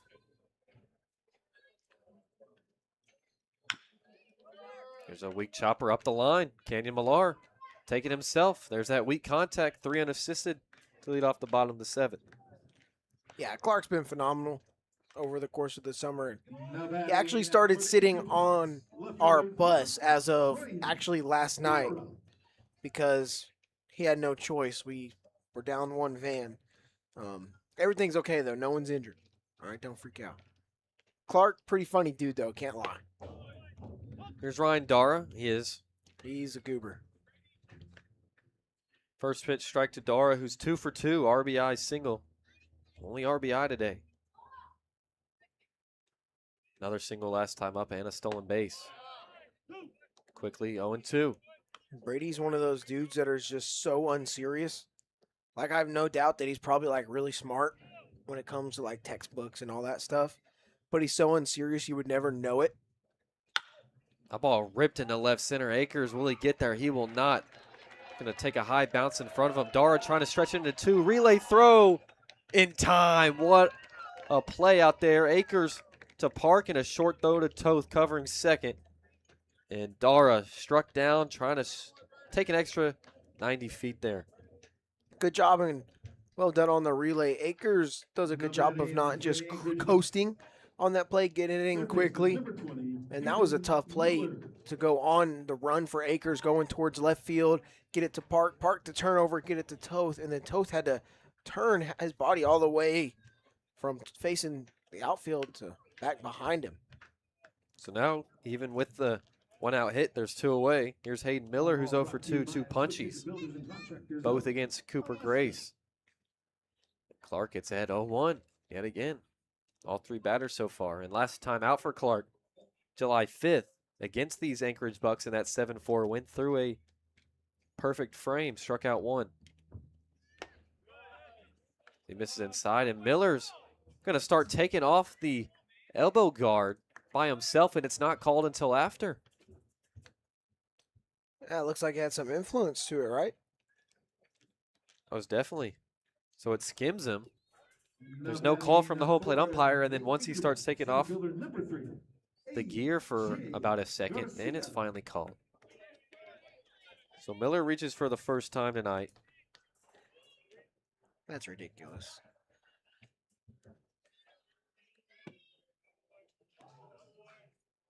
Don't worry, we got Brady Clark. Here's A.J. Garcia, two away. Brady on the bump. Do not fret. Miller gets on base, which has respectfully been a rarity this summer. Big swing and a miss on that slider. Down. Big time slowed him down. And I'm way out in front. Garcia 0 for 2, 3 unassisted ground out and a backwards K.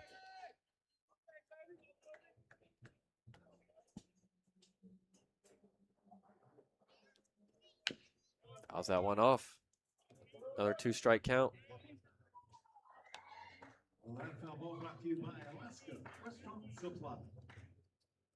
Garcia came into today just batting north of 200, 212. Does have one of the homers for the Bucs though. Swing and a miss. Pulled the string on him. And Clark strands a runner. Picks up a strikeout. And we head to the 8th. Still 1-0.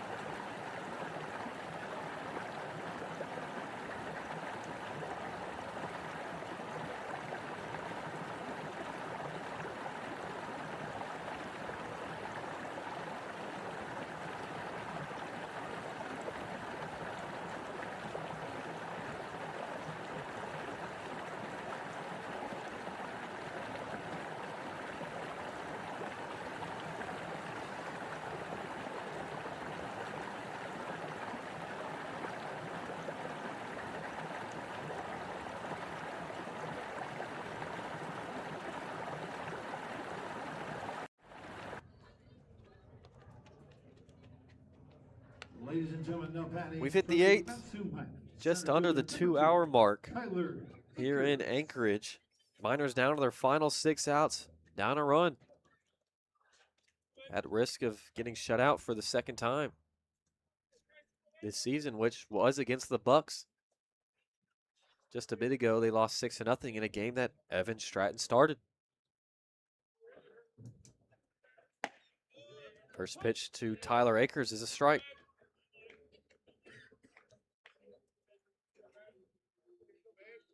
Akers 0 for 1, a ground out and a walk. First time facing Tracy. He's only allowed 1 hit through 2 so far. Akers goes chasing low and away, and it's 0-2.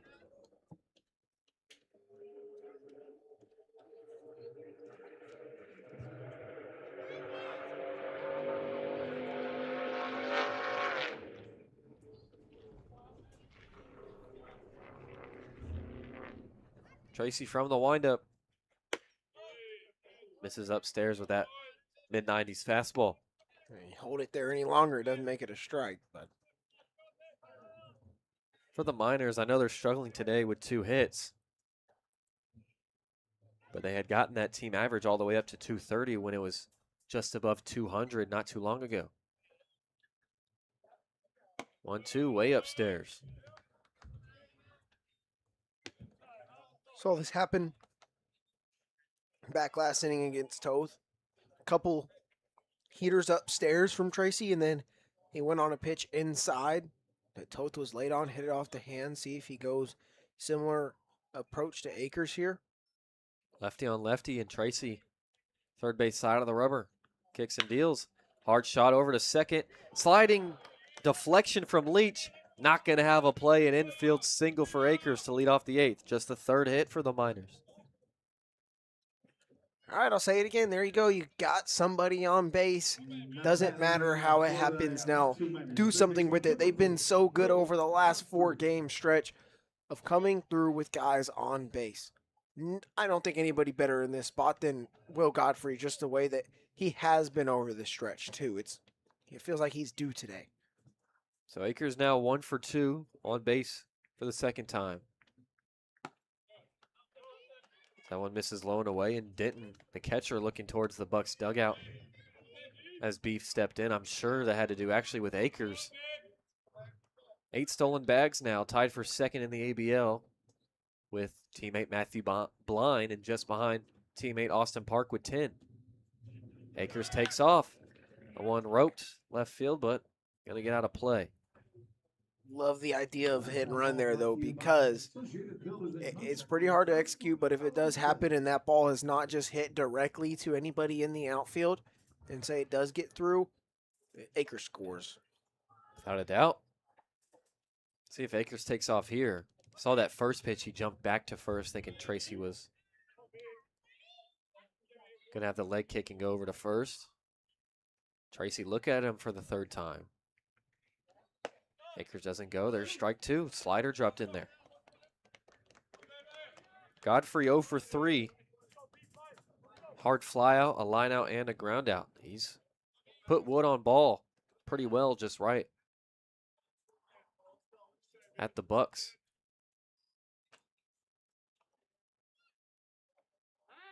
Pickoff attempt. Throw. Akers now caught in a pickle. See if he can get out of it. And he's tagged out on the shoulder. Akers caught stealing. And that leadoff single eradicated. That's a huge blow. It gets tricky with the lefties. Hands got to go past the face. Blake's got to go home. They're trying to get a good jump, but good move from Tracy there. Now base is empty. 1-2 count for Godfrey.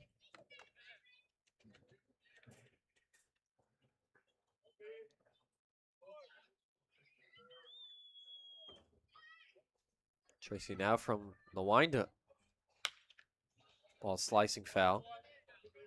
So that one kind of fooled Godfrey a bit. His hands were going towards the baseball, and then he just kind of stopped him and saw that that pitch was a little bit slower and just kind of threw him at it. Stay alive and foul that one off. Good adjustment as a hitter to stay in and at bat, though. Godfrey the tying run. 1-2. Fouled off the mask of Denton, and we'll take a couple of seconds for him. So with the Miners down on their final 4 outs, or excuse me, just 5 outs, they're 7-3 on the road this year. Very solid road record. Been very successful here at Mulcahy.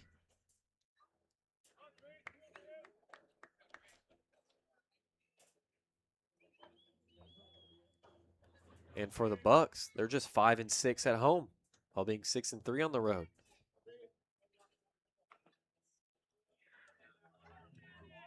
So we'll do that 1-2 finally again. This is just outside. Now also you do have to factor in the home and away records of the Bucs and Pilots. It's a little bit deceiving. True. But nonetheless, they still hit second in those home games and first in those away games. Wave and a miss in the dirt. Denton. His throw down to first. In time for out number 2. Godfrey now 0 for 4. 0 for his last 8. Man, Akers.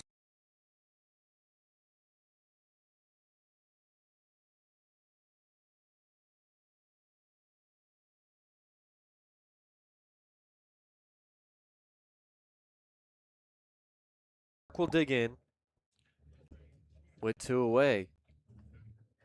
He's the tying run. Take that first pitch, change up low. Parks 0 for 3, 2 strikeouts and a ground out. He was the first batter Tracy faced on the bump, and he struck out.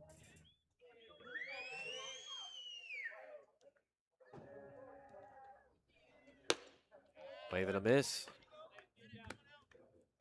So first time through the order for Tracy in relief. 2 hits allowed. One of them caught stealing. Stranded the other at third. 2 strikeouts, couple ground outs, a fly out. Very good in relief. Against the Miners offense that has been shut down by 2 arms. That one just misses.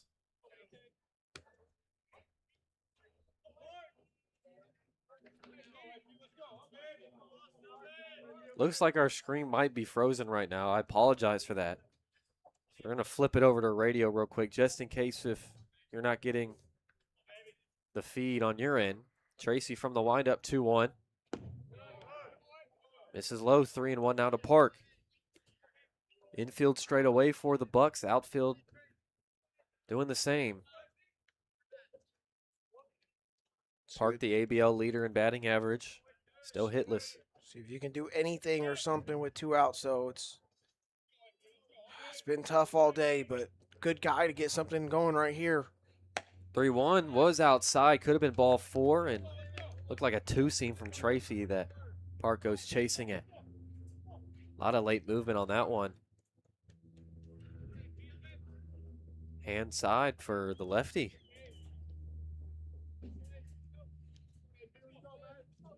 You'd expect him to have SEC stuff. Payoff. Fouled straight back. And now actually didn't even connect this at all with Tracy making the move to TCU. Now facing off against a guy he'll probably see next spring. Very much a potential that does happen. And both guys are two-way guys in the Big 12. So Big 12 matchup right here in the 8th. Park looking to continue this 8th inning. Tracy's payoff. Pop up, gonna get out of play. So even though there's only been one game or one run, we've hit over 2 hours now, which I know is still kind of short for a baseball game, but not for ABL play. But these dudes have been grinding out at bats all game long.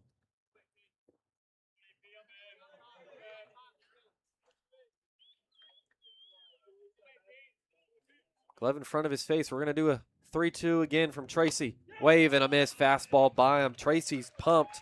Back-to-back Ks to put a cherry on top the 1-2-3 8th.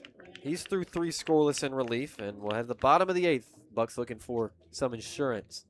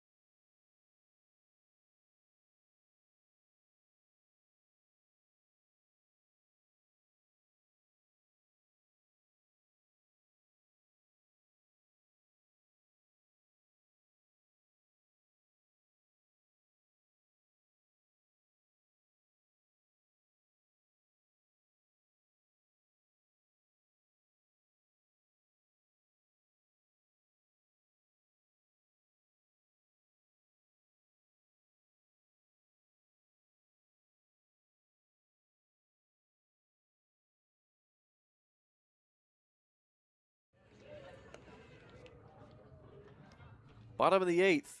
I think we're still frozen.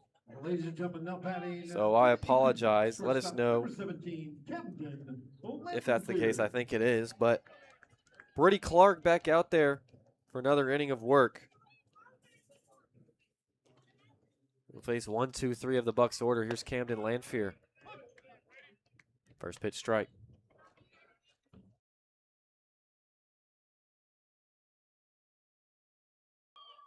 Miners infield straight away. Strike 2 to Lanphier.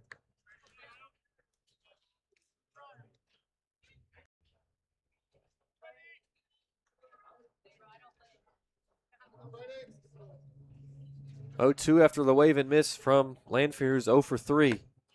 Another slider misses way outside.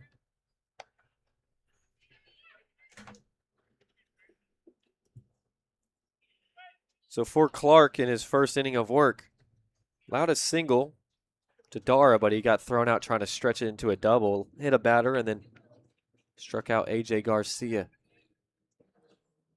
to top it off. Swing and a miss, and Lanphier goes down swinging for the second time today. He's 0 for 4 and 1 away in the 8th. Now batting for the Second Anchorage strikeout for Bucs, Clark. number 19, Andrew. We mentioned last inning he's not a big strikeout guy.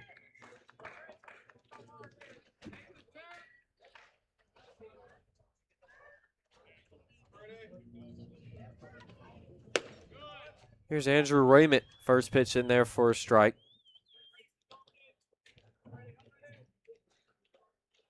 Raymond's 0 for 2 with a hit by pitch, fly out and a line out.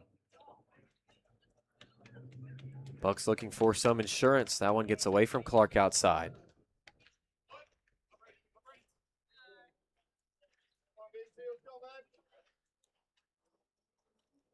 Slight lefty shift for the Miners infield. Wave and a miss on the backdoor slider. It's 1 and 2.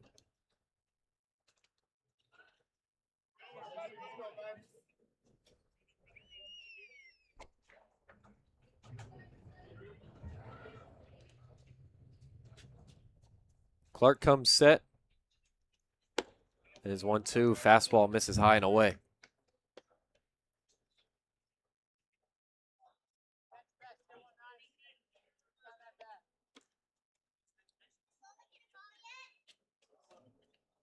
Two to the big lefty. Pop up, left side foul, out of play. And we'll do it again. For the top of the 8, Tracy, a 1-2-3 inning, but threw 22 pitches. As Godfrey had an 8-pitch at bat and Park had a 9-pitch at bat. Both struck out. There's a hard grounder over to short. Austin Park has it. His throw just able to get Raymond by a step, and there's 2 away.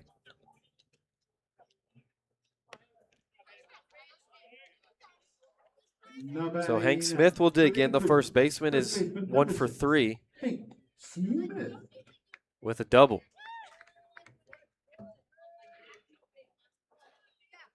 That was back in the 4th and then was doubled up when he left early on a fly ball. Also has a fly out and a pop up to third. First pitch strike from Clark yet again.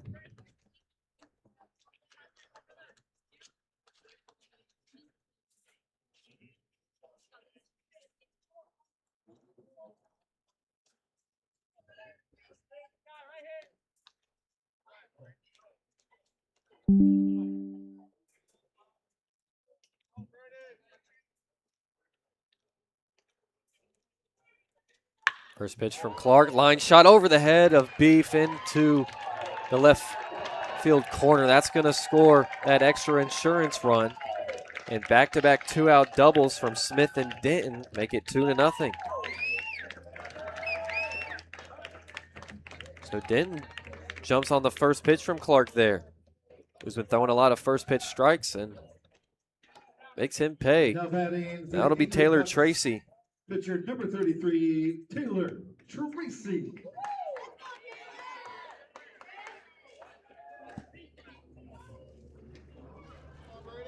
Tracy so far at the plate 0 for 3, 2 strikeouts, but also has 3 scoreless innings in relief. Will for sure be back out there to close it out. First pitch misses outside. It's 1-0. So Smith today, 2 doubles, hits double number 3 and 4. And Denton hits double number 5, which ties the team lead. Picks up RBI number 12. Clark checks second, the 1-0. Pop up right side, gonna get out of play. That foul ball brought to you by Associated Builders and Contractors of Alaska.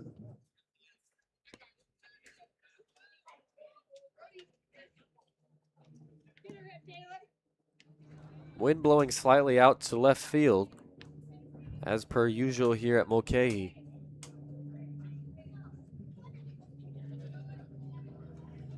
Bucs now up 2-0 after back-to-back 2-out doubles. 1-1, slider that just misses outside. Good take from Tracy there.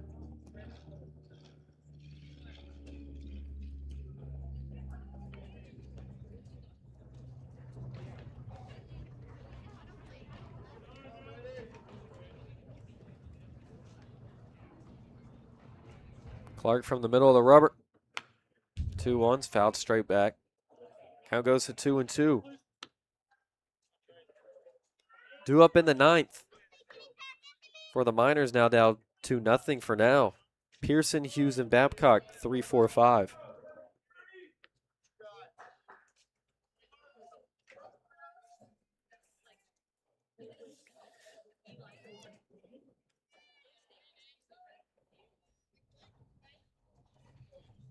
Clark with his 3 toe taps. 2-2.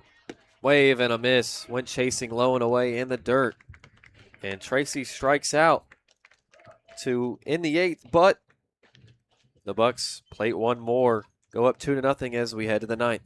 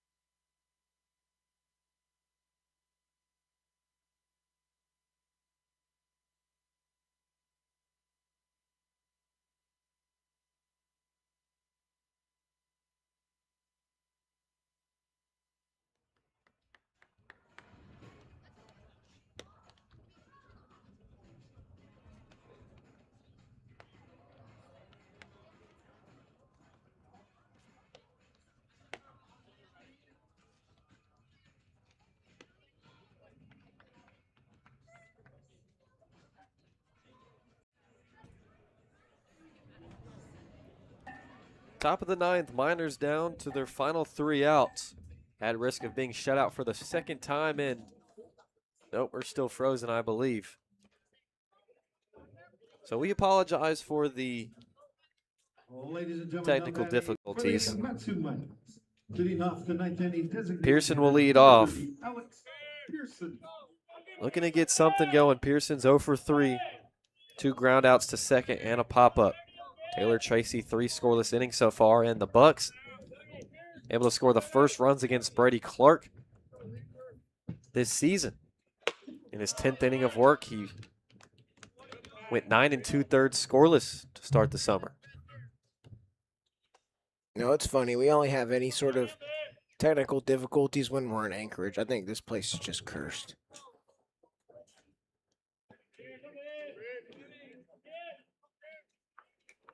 Only here one more time after this game. Thank God. That one misses high and in to Pearson after his wave and a miss. It's 1-1.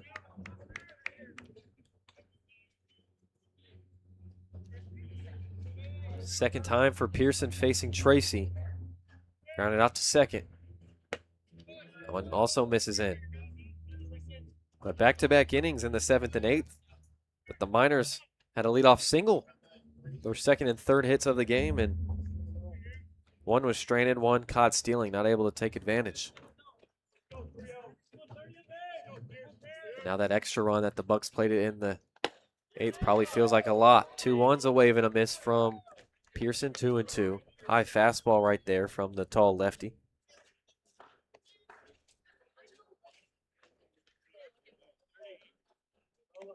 Pearson will take a second, adjust the jersey before digging back in. Get a practice swing in. Tracy just awaits, working from the third base side of the rubber. Tracy's 2-2. Fouled off left side.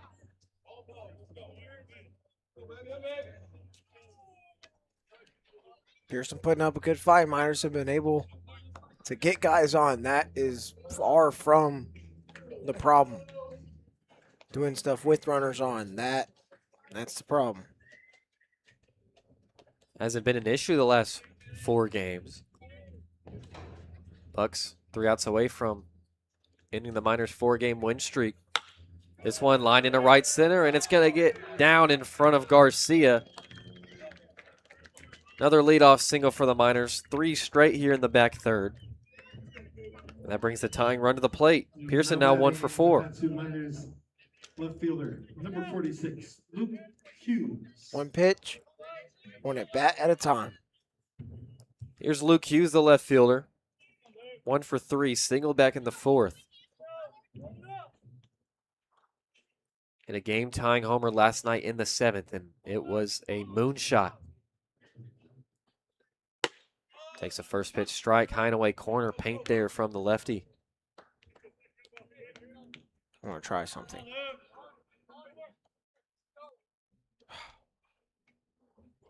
My fault, gang. Not working. 0-1, hard grounder over to third. There's Miller to second for 1, over to first, double play. Another leadoff single eradicated, 5-4-3. And the Miners down to their final out. It's not been their night at all. It happens. No batting for the Miners. Offense can Right fielder, be hot number for Jackson only so long, but I would say stooping down to a goose egg would be drastic. Here's Jackson Babcock, Miners' last chance. Fastball up and in, first pitch. Babcock goes leaning out of the way. So it's 1-0. Babcock 1 for 3. Infield single against Tracy back in the 7th. Fly out and a ground out.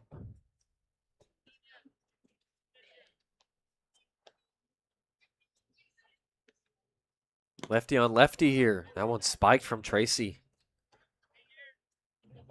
So it's 2-0. If Babcock can reach, it'll be Canyon Millar, another lefty waiting on deck. He's still 0 for 0, 2 walks and a sac bunt. Tracy's 2-0. Hard grounder, right side, backhanded by Smith. Gonna flip it to Tracy, and he's safe. Tracy not able to get there. Babcock, another infield single. Beats the pitcher by a quarter of a step. Love the hustle there from Babcock all game long, but he's not giving up, not even down to the final out. He could have trotted his way down there and said, soft ground ball, game's over now. He wants to keep this thing going. He trusts his guys to give him a chance to come back in this one. So Millar will dig in, and Denton will take time to go talk to Tracy. Babcock now 2 for 4, 2 infield singles, both of them against Tracy.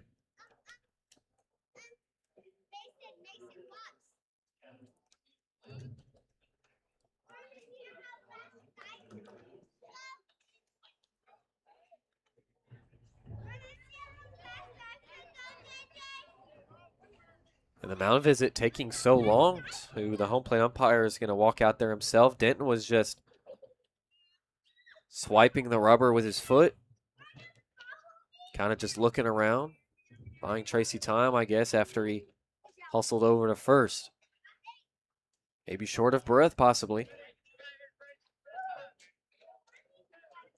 So now Millard digs in. Tying run. Babcock on first. Defense straight away for the Bucs. First pitch from Tracy's a fastball down Broadway, 0-1. Be patient here. Got to make Tracy work and earn this final out of the ball game, but do not help him out.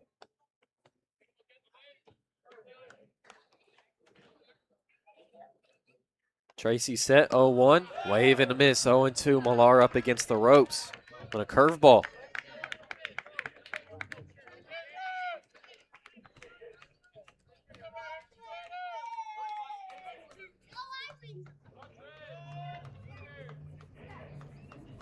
Four-game hitting streak right now on the line for Canyon Millar. 0-2. Fouled straight back right over our heads. We'll do it again. Foul ball brought to you by Alaska Restaurant Supply. Try to see where that one went. I don't see it.